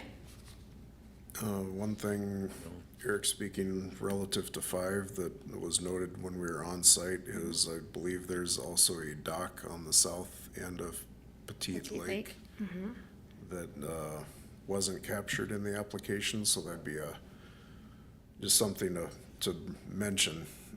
If you're okay with that being Right. included, then we should modify this. Okay, yes, because it was one that during lot views, they said was strictly for use only by staff if they needed to, you know, to service anything or to go rescue someone or something to that effect. So do you want to add that on here then? Okay.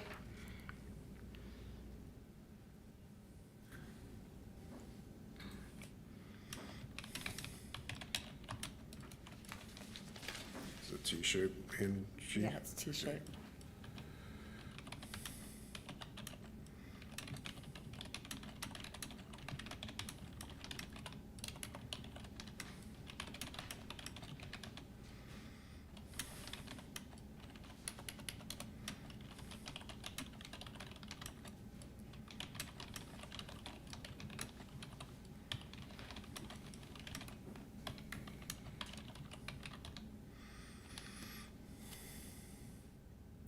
This is Larry, the other platform that was listed as, used as a driving range, that was completely on shore, correct?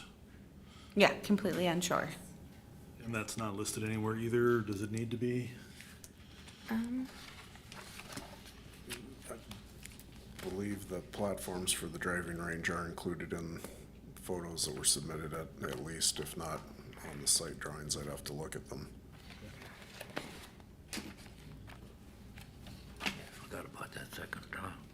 Yeah.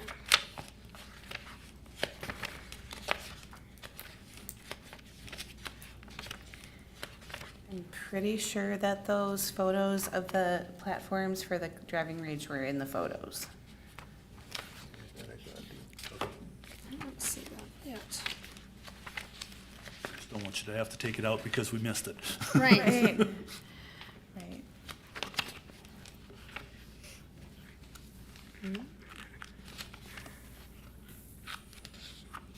What are we looking for here? The driving range platform that goes off towards the lake.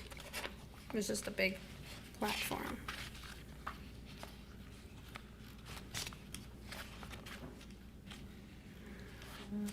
There you There go. it is. There's right Yep, there. there it is. Okay, perfect. Okay.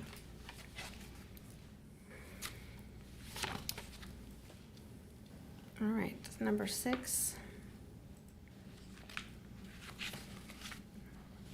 All right, There- number 6 was the one that we talked about. Go ahead. Yep, Larry, again, do we need to bracket that size-wise a little bit, or I assume it'll have to be done by permit anyways, so.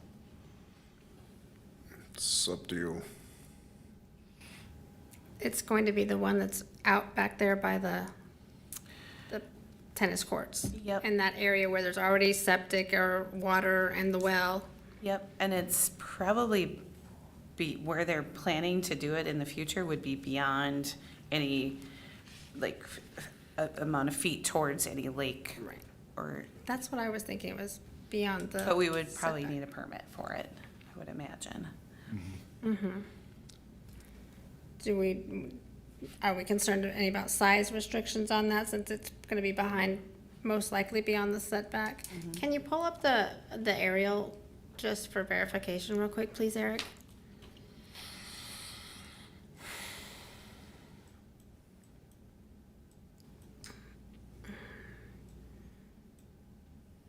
Okay, so if it's in this vicinity, can you just do a rough 150-foot setback if it's where it could be placed?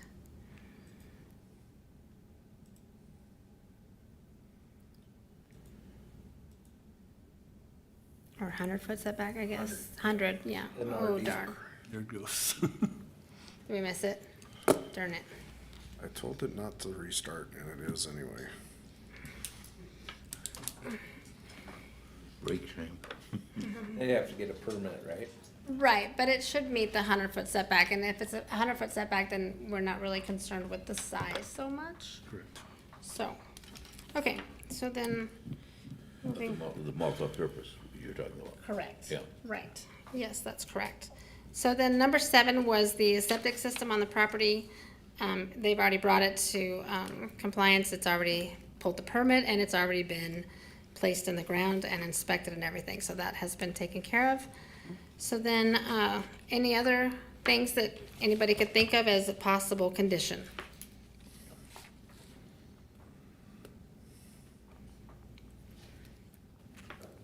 Okay, then.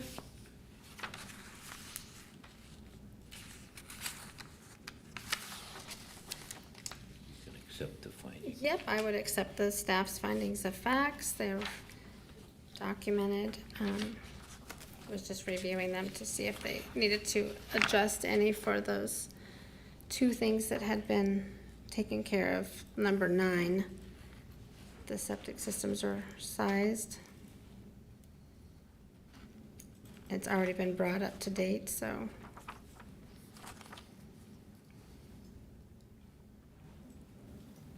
Okay, anybody care to make a motion for a recommendation to approve or deny or table or however you'd like to go?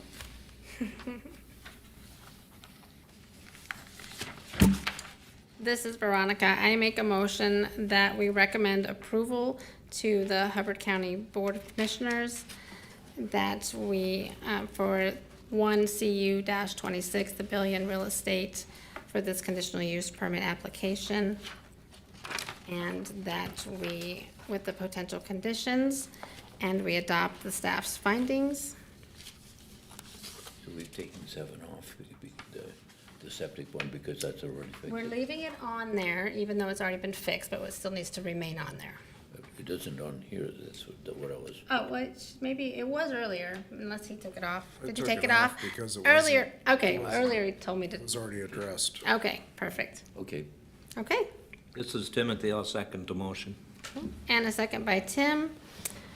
Timothy, how do you vote? This is Timothy, I vote aye. Larry, how do you vote? Larry, I vote aye. Ken, how do you vote? I vote aye. Mike, how do you vote? Mike, I vote aye. And this is Veronica, I also vote aye.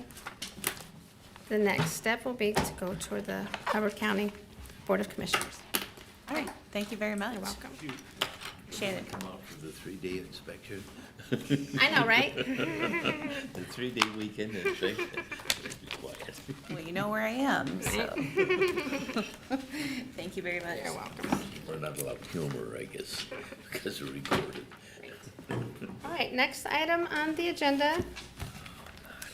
Conditional use application 2-CU-26 by Hubbard County Parks and Recreation. The southwest quarter of the Section 3, part of the southeast quarter of the southeast quarter of Section 4, and part of the northeast quarter of the northeast quarter of the Section 9, and the northwest quarter of part of the northwest quarter of the southwest quarter of Section 10, all in Township 142, Range 34, Clay Township on Deep Lake and Natural Environment Lake. Parcels 04.03.00100, 04.03.00200, 04.03.00300, 04.04.00300, 04.09.00100,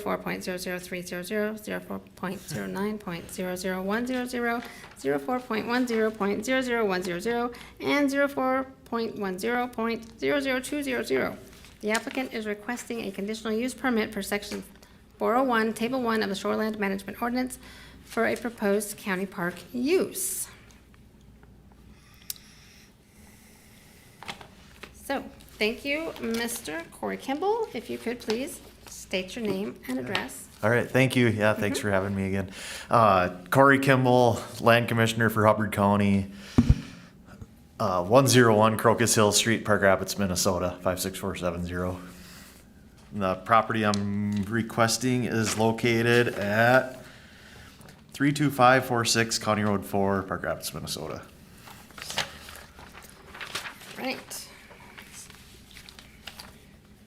Okay, so this is for the conditional use application to operate a new county park on a 439 acre property.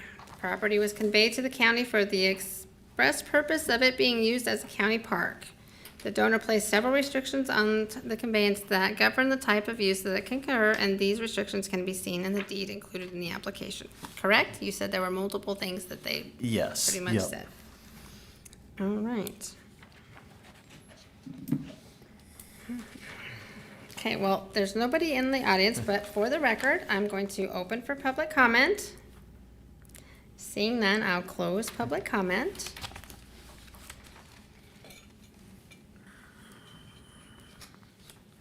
So you're open to questions? I am open for questions. Go right ahead, Ken, please. Okay, can you, I know, Eric, can you pull up a map? We're talking about 439 acres, and only about 360 was the original gifted property. Can you show me what is it, tax forfeited land that was added? Yes, yes. It'd be right to the northeast there. There's an 160, it'd be half of that 160. So half of that we consider as recreational property, even though it's still tax forfeited property. Okay, so it's all to the north? Yes. Okay. Yep, to the south is all state land, and then to the right to the, Including where the 26 RV campsites, that was part of the original gifted land? Okay, yep, you're correct. okay. Yep. The 26 RV, is there a second road that comes off of County 4 to go into that, or does it come off the main road that goes into the park? I couldn't tell from, It comes off the main road that goes into the park. There's gonna be only one road that comes in and goes out. okay, so. Yes. There's not an additional No. exit onto 4 besides the main park one? Yes, there is old blown over approaches that had old trails going through from the old resort. No, I was just concerned about two major accesses, especially with our RVs close to each other, and you're saying no, it's just one. It's just one access. Yep. Okay. And that'll make it easier for us to manage for sure. Okay. Yep.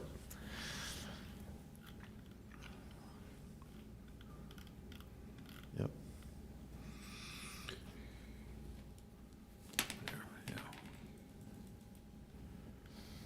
Yeah, I think some of the confusion, Ken, is, what Well, I've yeah. got up on Yeah, the See, screen that, now that is, shows that, that's from the, but there's other drawings where it shows the 26, and it looks like the road was coming in from below, very close to that,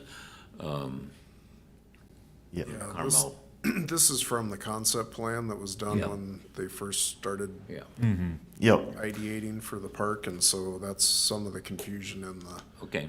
application is there's different versions, as Corey alluded to with one of the variance application. There's different versions of things floating around, so that's gonna be the fun part of Yeah. So. locking in what exactly, which version of what. So if you saw that engineered sketch of the campground, that's what it's gonna be.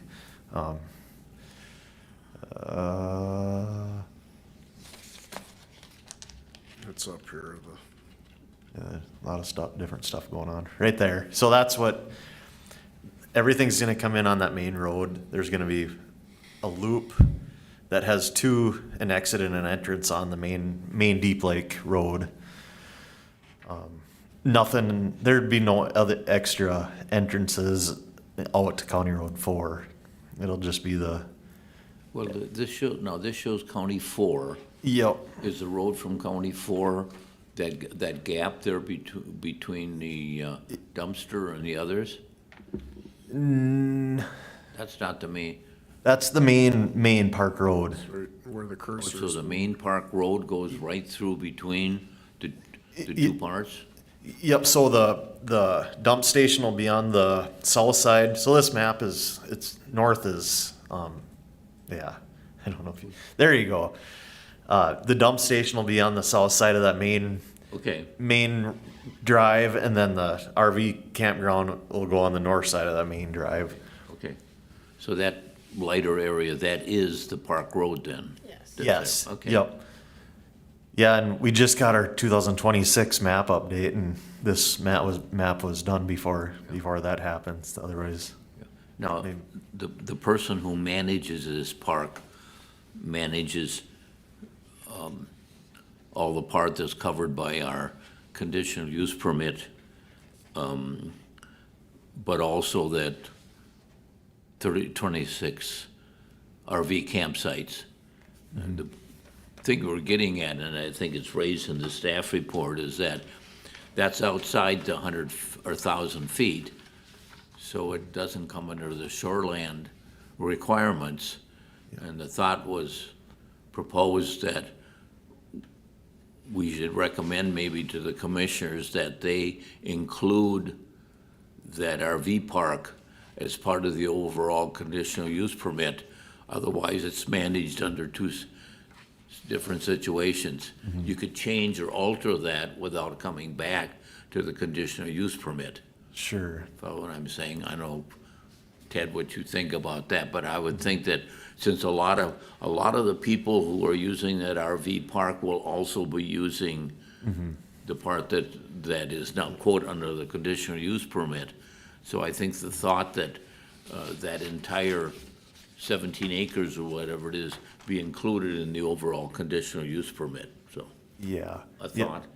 And I guess that's what I don't know if that's, yeah. it's allowable, because it's not shoreline management, or it isn't 1,000 feet, but it would seem to be one person's gonna manage it all, and they're so interactive, you'd want that if there are alterations made in that, you'd want it to come back through the conditional use permit, so on. The only way that can be done is if the applicant voluntarily would agree to place the non-shoreline part of their property under the CUP.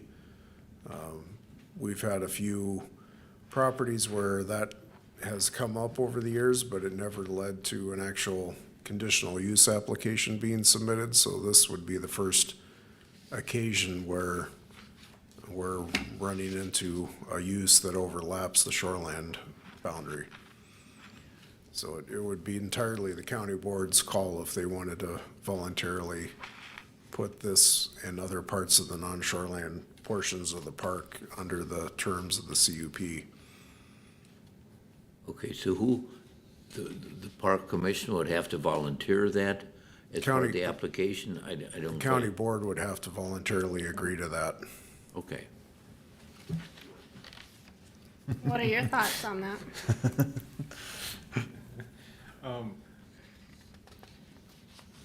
This hasn't come up before the board, what you just mentioned.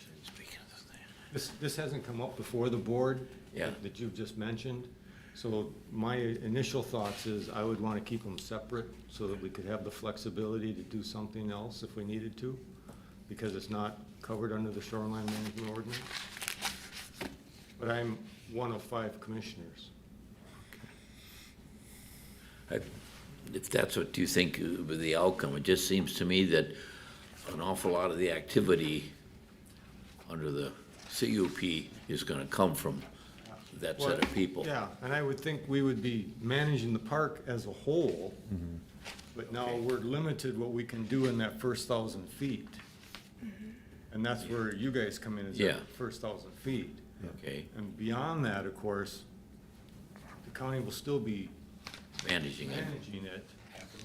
Yeah, and we still have rules, still want to do what's best for the county and for the environment in that area. Yep. So you retain more flexibility instead of coming back through the CUP process. Say we come back, say we start this process and we find we have to make it smaller or something like that, or we have to tweak something. It's my understanding, we necessarily wouldn't have to come back to you guys to get approval. Okay. That's my initial thought. Like I say, this is the I first. had to time- find something wrong. Like I say, this is the first time I've heard of this, so. Yeah, Thank you okay. thank you for pointing that out. Yeah. Yeah, and I'm new to this too, so. I just figured that the park manager is gonna probably spend more time on what's going here than a lot of the other places, Yeah, so. it could be. Is there going to be a park manager? At some point, I would hope that we could hire a full-time person to be there. I mean, is there going to be someone on site 24/7? No, not 24/7. It'll be more of a call, probably a on-call basis after their shift's complete. But yeah, staffed 7 days a week. How are they going to register for these? So we're talking about a online computer system that it has a calendar and it has the different locations that you can select, and if they're booked or not booked, kind of like what hotels do. But there's also, we could do it like the state has campgrounds spread all over, and they just have you put a slip in a box and then clip it on your camper or stick it on your camper. But I would think we'd be more of a technology based and probably just do the online check in, check out. That's what the federal campground does. Yep. Online. Yeah. Yep. That's Stony Point. You just, they come in and you assign them spot 17. Yeah. And then it's marked and they just come in and do that, okay? Yep. Yeah, and at the visitor center, we'll have a little office area where people, when someone is on site, they can go in and ask questions or get information. But like the campground, that's probably gonna be a couple phases away, so it probably wouldn't be. It all depends on funding from the state grants, so it might be up to 5 years away before we even work on that upper campground.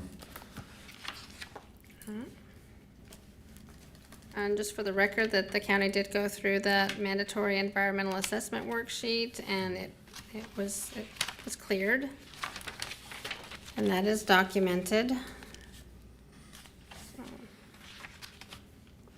all of the former structures on the property except for the maintenance shop were removed. Are you still planning to remove the maintenance shop and keep the platform? Yes, so we decided that the maintenance shop the roof is pretty well gone. So we just figured that to be more cost effective, and I see it as more environmentally friendly too, is remove that, get it away from the lake, and add the maintenance shed onto the restroom shower house, kind of down by the lower campsite area.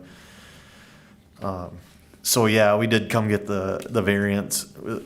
I asked for the variance last year to reuse that building, and we just see that it's too far gone. It'd cost way more to put money into that roof than it would just to add on to the maintenance or the shower house building.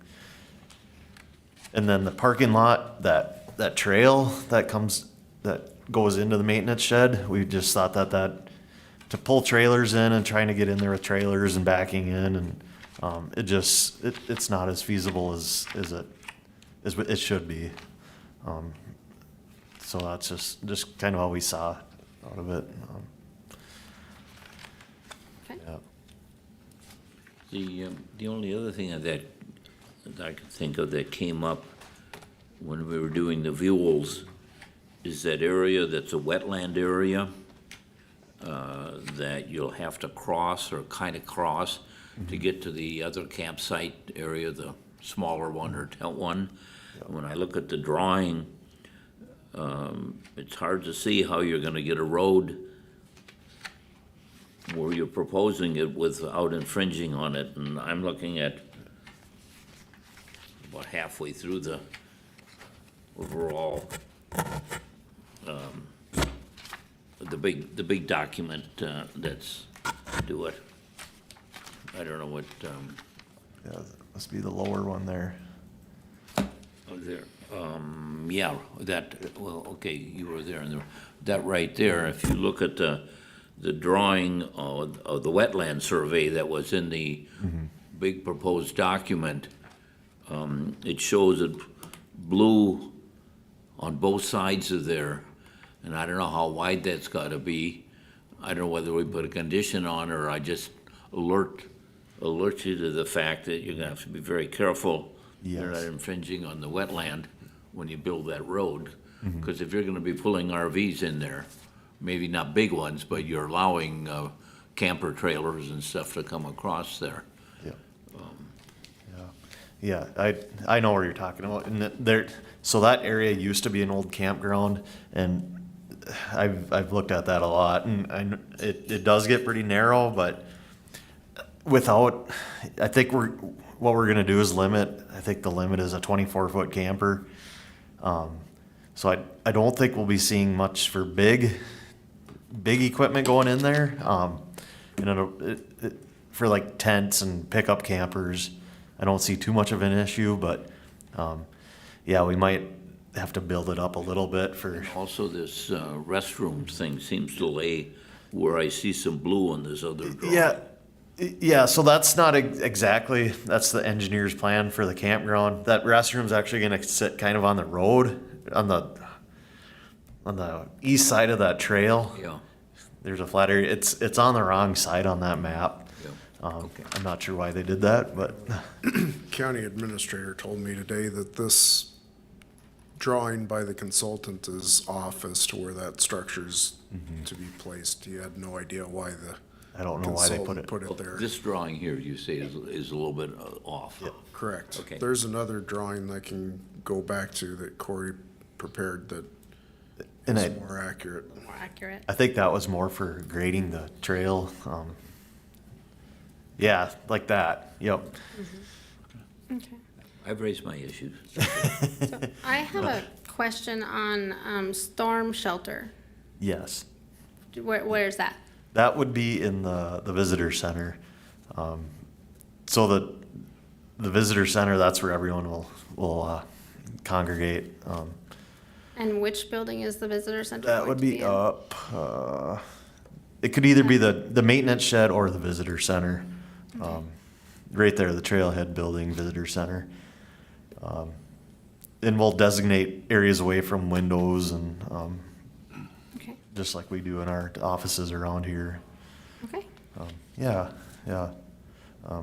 Follow all the same, same idea, same things we follow in all these governmental buildings. We'll have to do the exact same out here, so. okay. Any other questions? And we could just jump right into those conditions if we don't have any other questions or comments. Ken, any other questions? No, I'm okay. Ready to go right into the conditions, or do we have any other things that we need to cover? Larry? I'm just looking, this is Larry, where that trailhead building is sitting, if I remember right from lot view, isn't that a steep slope right there, or very heavily treed anyway? Yeah, so there's a steep slope behind it, and we're gonna try to stay away from that bluff or that slope and put it at an angle. I don't know if there's another map you can show that too, but it'll be at an angle. There's an area that's flat there, Okay, flat with a bunch of little aspens, popple trees there. It does get steeper up that ridge, and we do plan to stay away from that. But right kind of where his mouse is, it gets flat, and it's definitely a big enough area for what we would need out there. okay, that answers that, thank you. Yep.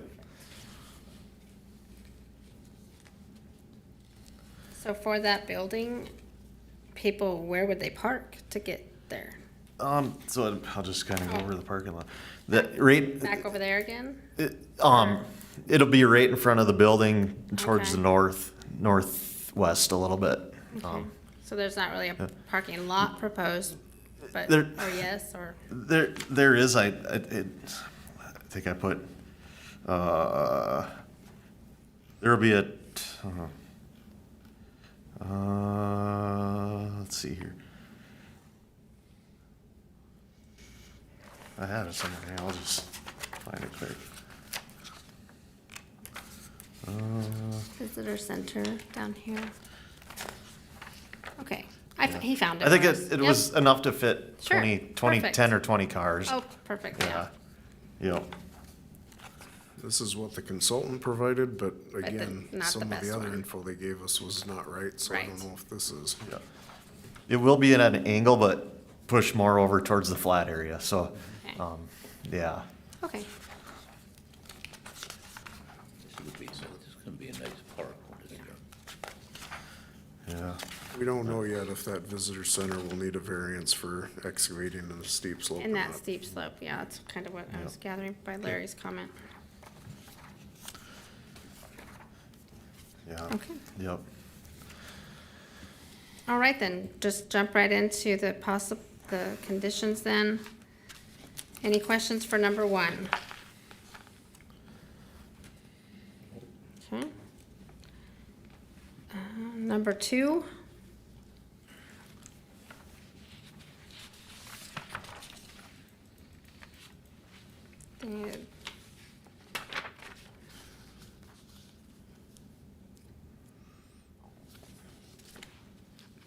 Just covers the dwelling units, 1, 2, and 3. Okay. Number 3, the accessory structures and improvements are allowed on the property are limited to these items described in the CUP, are to be located in those general areas as depicted in the various site plan drawings. Number 4, the septic proposed to be serviced, the structures and RV campsites must be installed before the use of these structures and campsites can commence.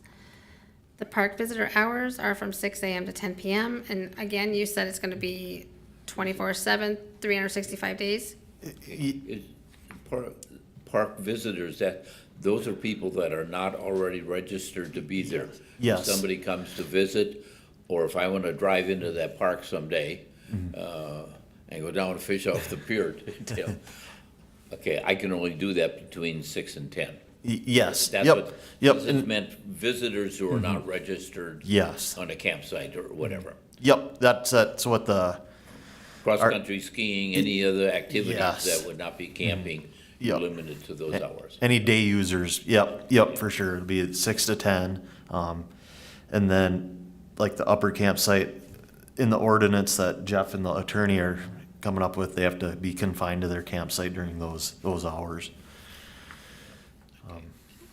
Did you have a question, Larry, or were you, okay. And then number 6, the documentation of Minnesota Department of Health and licensure approval must be submitted to the Environmental Services before the camper cabins and RV campsites can be made available for the public use. Anything else need to be added? Again, we said 24/7, 365 days a year, and anything else? I'm okay, I had two, but Ted convinced me that they Right, shouldn't be understand. combined. Yep. And I was concerned about a second road.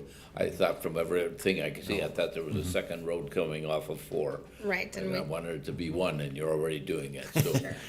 There is a power line If that- you're gonna have my test sheet here. There's a power line going through the property that kind of looks like a road, but it's not. It's just a power line. right, and so we're not, it does not, Deep Lake does not have public access, correct? What do you mean public access? Like a lake access? Or- Right, So it'll be a non-motorized lake. right. Yep. But it doesn't have any other access? in Nope, other it's park? completely surrounded by county. Okay. Yep, sorry, yeah. Oh, that's okay, I just wanted to confirm that, because I couldn't Yep. find it anywhere when I looked it up No, earlier. no, there's no public access. It is technically public on county property, so. Right, yep. but, so it's not gonna have any motorized boats or anything? No. You can have canoes and kayaks and such? Yes, yep, so- yep. Yeah. So you're gonna put a trail around Deep Lake and have 5 remote campsites? Yeah, we're hoping to do that. Of course, we're gonna work with the Department of Health on what we can and can't do. I think your proposal says you're putting 5 porta potties out there?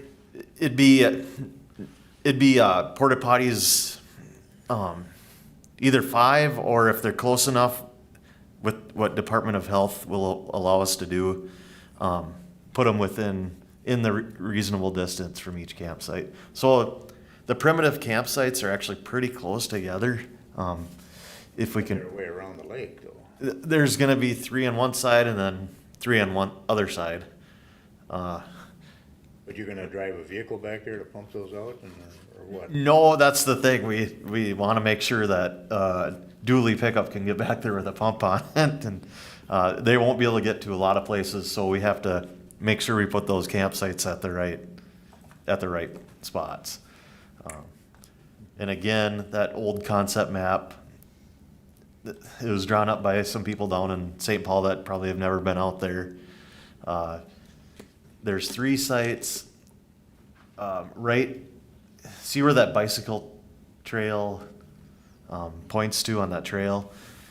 There's 3 sites pretty close to that, and then on the other side, it'd be on the south side of the lake. It's not even on the picture there, but there's 3 sites right down there on the south end of the lake, south of that picture. Yeah.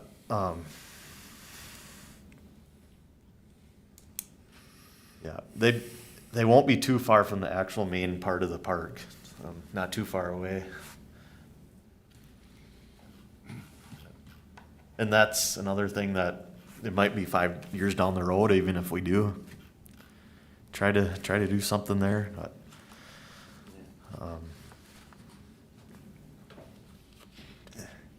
yeah, see that south end of the lake?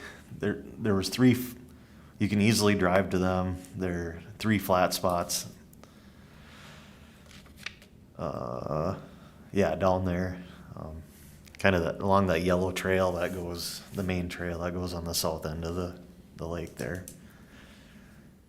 Sounds like a lot of work for for five nutshell with all the other campsites you have. They're be about as basic as you can get: a fire pit and a picnic table. And yeah, we did it for 2 days last weekend, and that was enough for me for about 10 more years. So. Okay, do we have any other questions or comments? In your proposal too, you're gonna salvage timbers out of the old building and save them for, Yeah, we did salvage quite a bit out of that old building. They're in storage now, and then there's some of the old beams laying next to the old maintenance shed. Hoping to do something with them. Maybe something inside the visitor center. We kind of want to make not like a whole museum, but like a case with old stuff from the old property, the old ski chalet, and just a neat piece of property. And I'm glad that it is getting used and the public can enjoy it. how many wells are you proposing to put out here? So one up at the RV, one at the restroom maintenance building, and then one at the visitor center. Of these campgrounds here, I think you had water at those two. Yeah, so either we'll have to, at the restroom shower house, the same well might have to feed both facilities.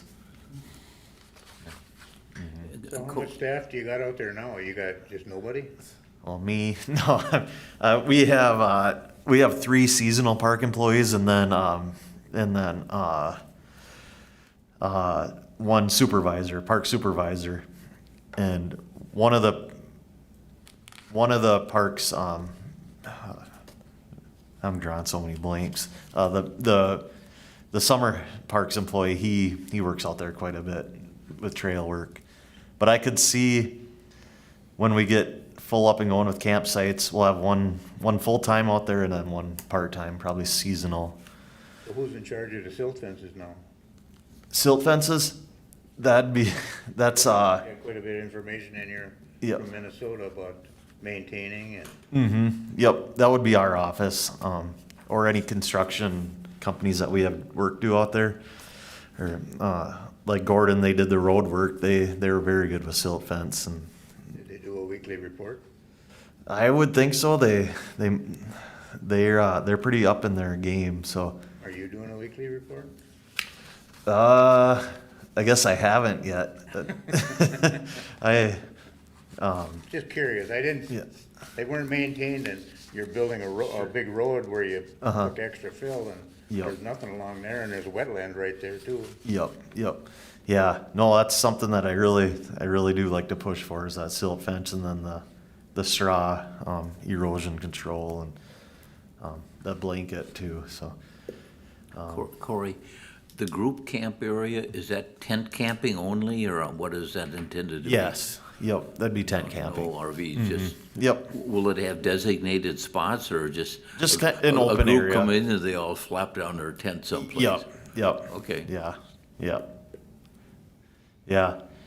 No, and that's something I'll definitely look into more, is that making sure we're up to date on all that, and making sure the contractors are doing all their work too. Yeah, and I made sure to, the erosion control plan with the state, and making sure we're up on that too. Site plans. So this is Larry. I guess I'm just questioning, are we approving this conditional use permit concept, that this is what we're gonna do, but with as many flaws as there are in the design and layout? What are we approving here?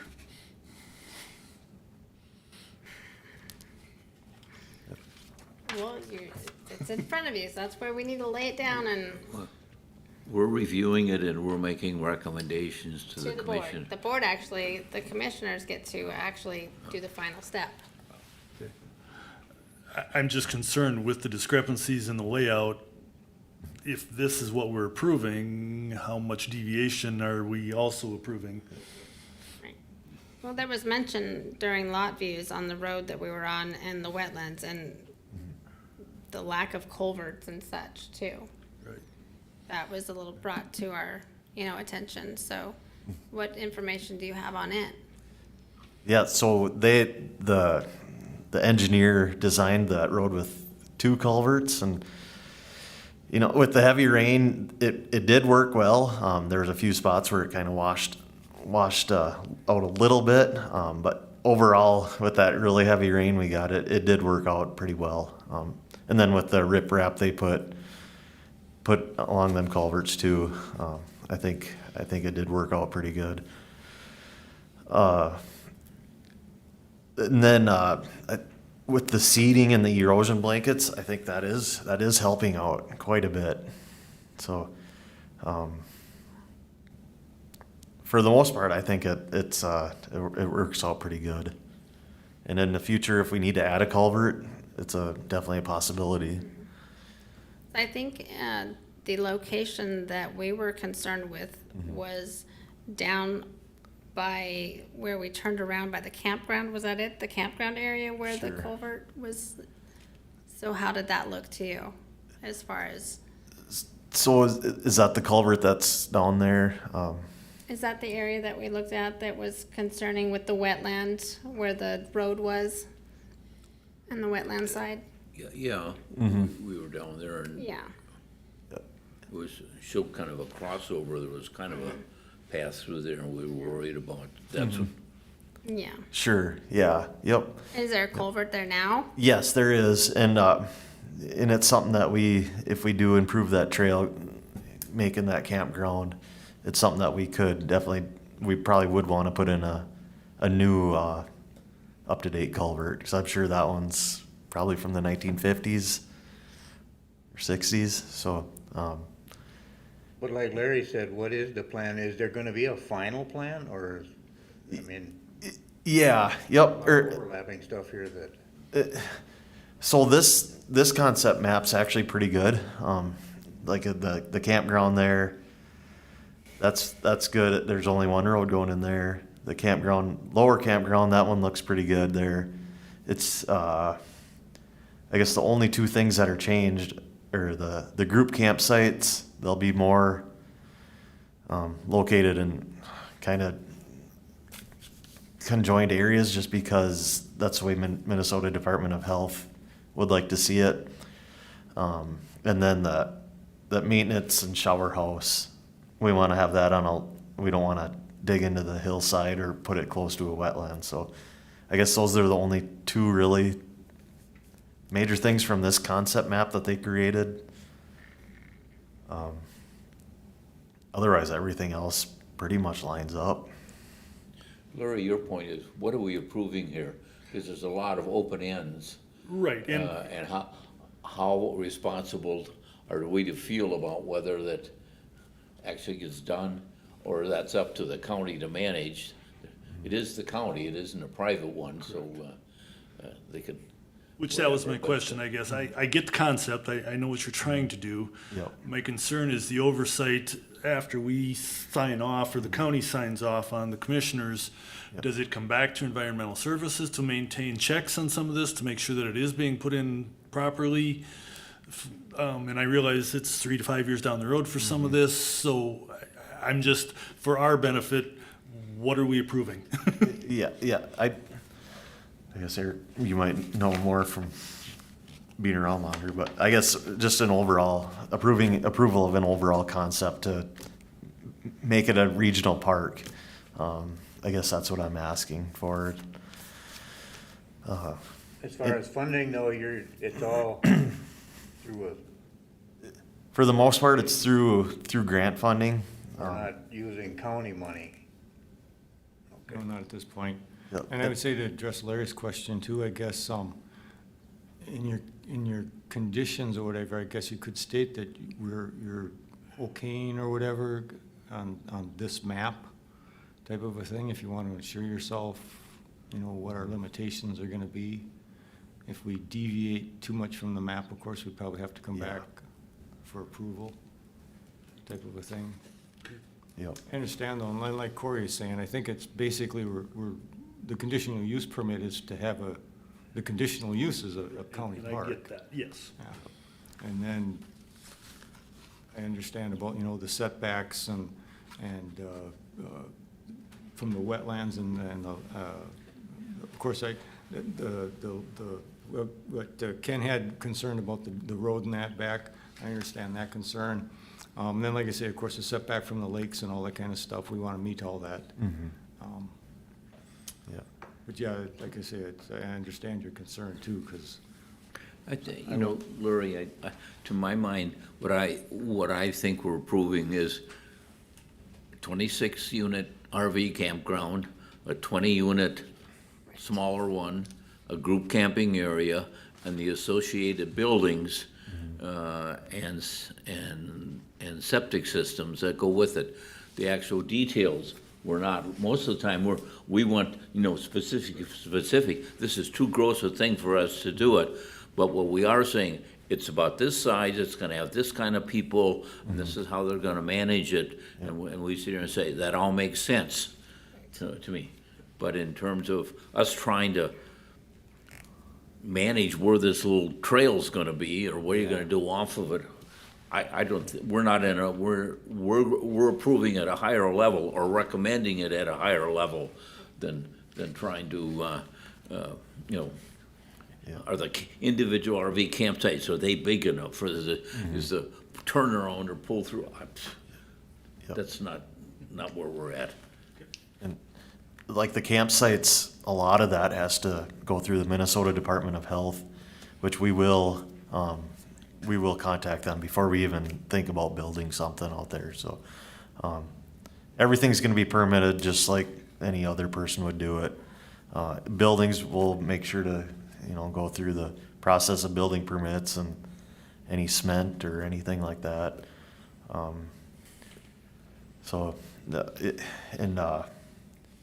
Like this is pretty big for us, so as we have a picnic shelter that we already paid for, and we did need to get the CUP completed before that, so.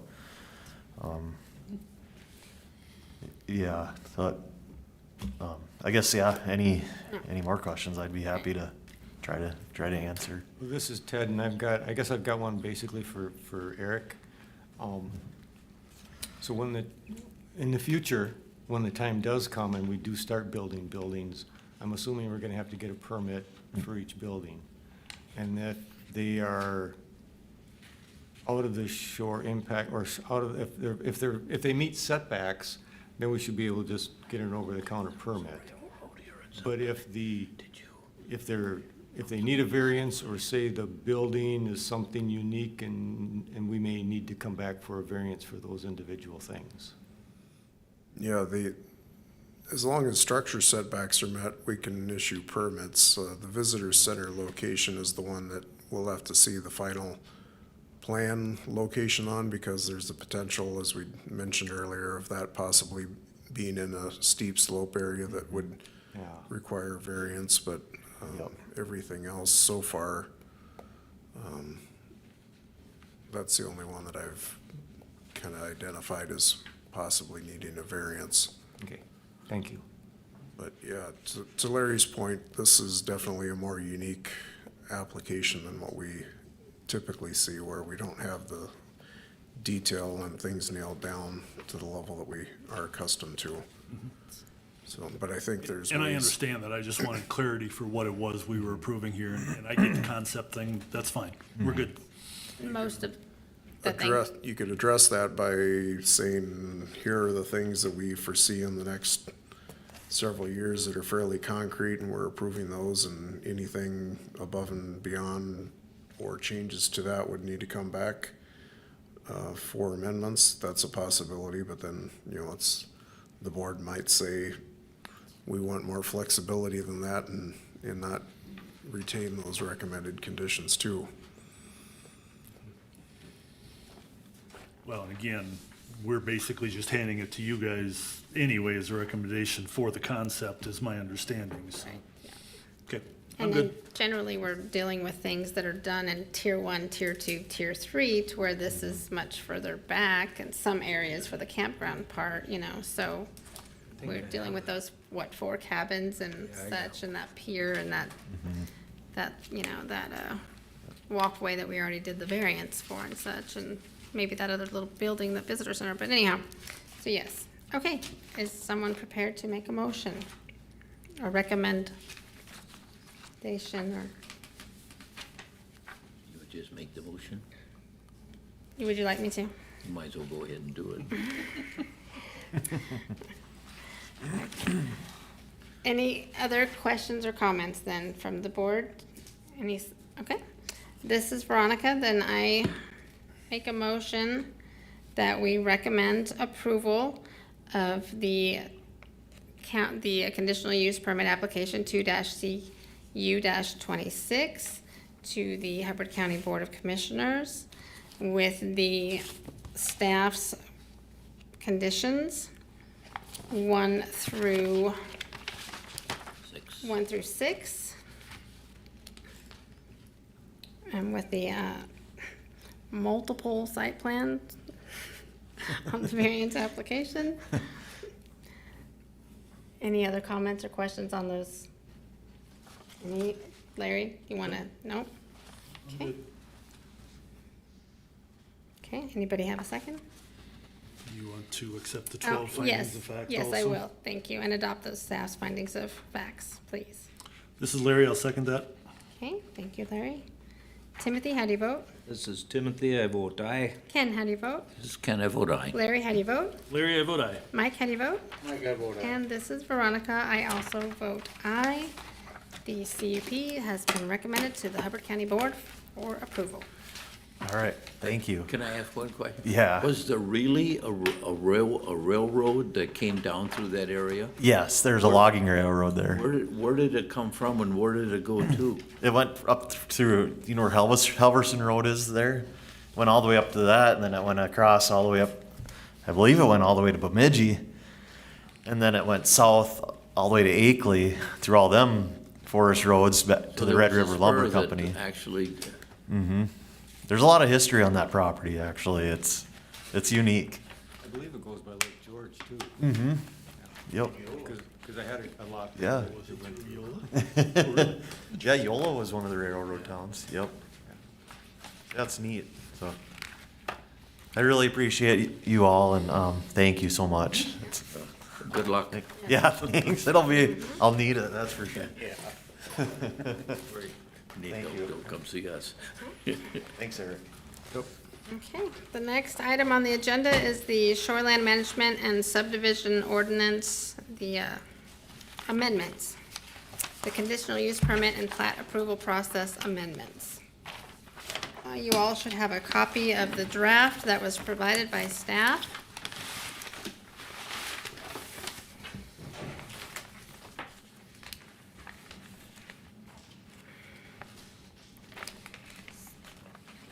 So the draft amendments to the shoreland and subdivision ordinances, provided the county board agreed to having the planning commission develop language and make a recommendation on how to amend the shoreland management ordinance, and subdivision to give the PC final approval authority on conditional use permit applications, and to shorten the plat approval process by discontinuing the planning commission's consideration of the final plat application. The shoreline management ordinance draft also includes language to grant the planning commission final authority on interim use permits. So we can go through the draft and review them and make any edits as you see. Doesn't look like we have any edits until number 5. Did anybody review them and have any questions or comments? They seems pretty straightforward when I reviewed it.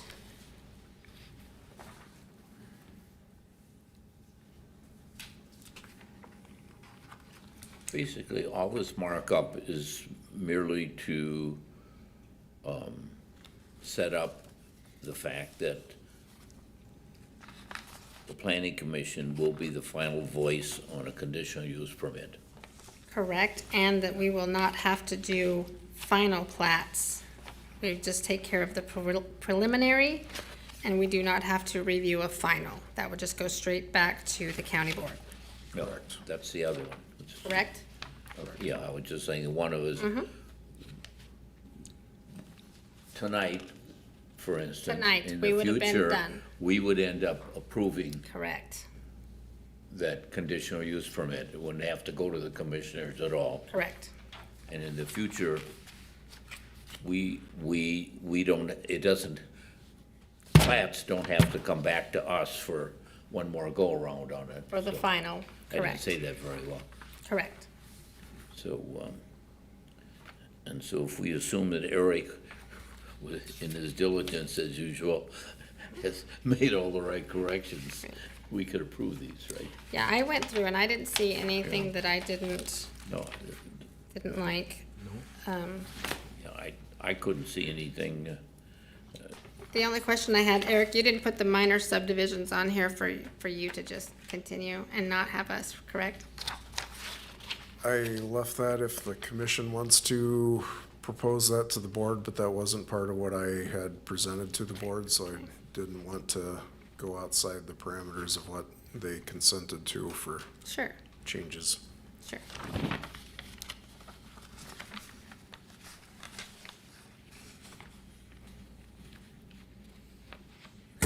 you can ask about interim permits. You explained it pretty good. Okay. We vote on this, or what do we do? Yes. Yeah, I would, ideally, we'd have a motion from the planning commission to recommend these drafts to the county board for consideration, and then if they're open to it, then the board would set a date for a public hearing to consider them, and then after the hearing, they could then entertain action to adopt the amendment. There is one other thing that came up unrelated to these items that I will ask the board if they'd be open to adding it into the ordinance, and that is, last week, some issues came to light that led to us talking to the DNR, who informed me that they have added a lake to the natural environment list of lakes in the county, and that is, let's see, pull it up here so you can see Daisy Lake, just on the north side of Nevis. It had been unclassified, and they, for some reason, decided to make that a natural environment lake. So it technically falls under our ordinance now, but that would just be a simple adding that lake name to the natural environment lake section of the ordinance to make it clear, and then we'll need to notify the landowners around the lake of the new regulations. So that campground on the left will have to go through some issues, huh? It would be a legal non-conforming use. So as long as they maintain it as it is, then they will be fine. Mad about that. Okay. Somebody. Yes. So, What is it designated as now? it's, right now, it was unclassified, and now the DNR has classified it as a natural environment lake. Correct. This is that little kind of pond as you're coming out of. It is now through Daisy doors. Lake, Or through, yeah, Nevis, Nevis, yeah. correct, So since I that didn't just, even look at it as a lake, it looked like a wetland Right. right. right now. anyway. Yes. So in the future then, so now any property owners around it, they're basically, like you mentioned with the campground, they're all gonna have the non-conforming legal use. But anything in the future with this letter that you're gonna send them, they'll have to get permits and so on and so forth as normal, okay? since that just came up and we were undertaking an amendment anyway, I figured that would be the time to get that in there so we don't have a considerable length of time before we get the word out and start Sure. following the new classification.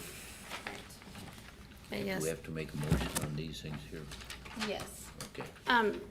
Do I need for the record to open and close public comment even though nobody's out there for amendments? Okay, yes, okay. So then for the record, I'm going to open public comment. And since nobody's in the audience, I will close public comment.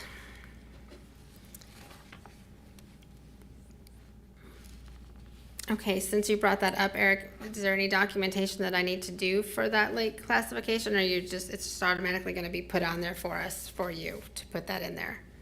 I'll present it to the commission Okay. partners, but if you wanna add that on to your Okay. motion to say, Yep. you know, per staff's advising us that Daisy Lake has been recently classified by the DNR as a natural environment lake, we would propose that that amendment, that be made a part of the amendment.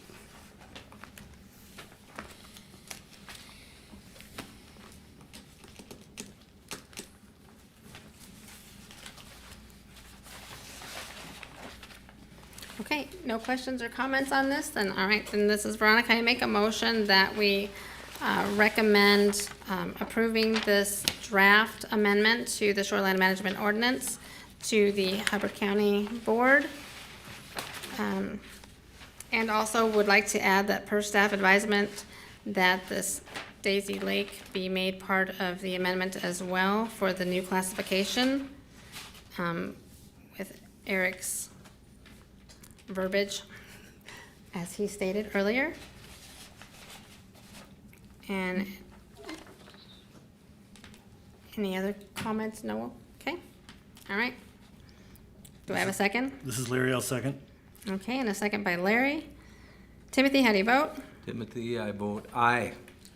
Ken, how do you vote? This Ken, I vote aye. Mike, how do you vote? Mike, I vote aye. Larry, how do you vote? Larry, I vote aye. And this is Veronica, I also vote aye. The motion for the recommendation for approval of the draft ordinance amendment has been approved.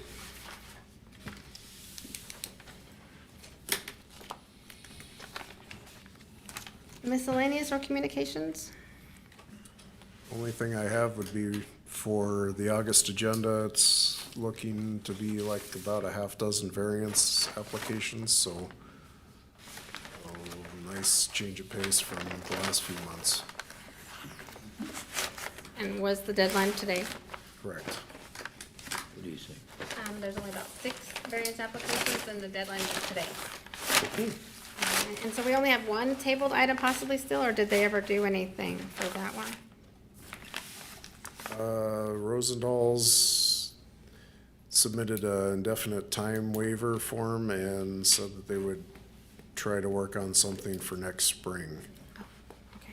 And in the interim, we got letters sent to them and the neighbors officially notifying them of the septic system drain field, or the septic system tank and drain field setback issues, so that hopefully gives them enough time if they want to work on something jointly that they can figure that out. Okay. All right, and then, okay, I have a motion to adjourn. I would so move. Okay. Okay, motion by myself, Larry seconded. Tim, how do you vote?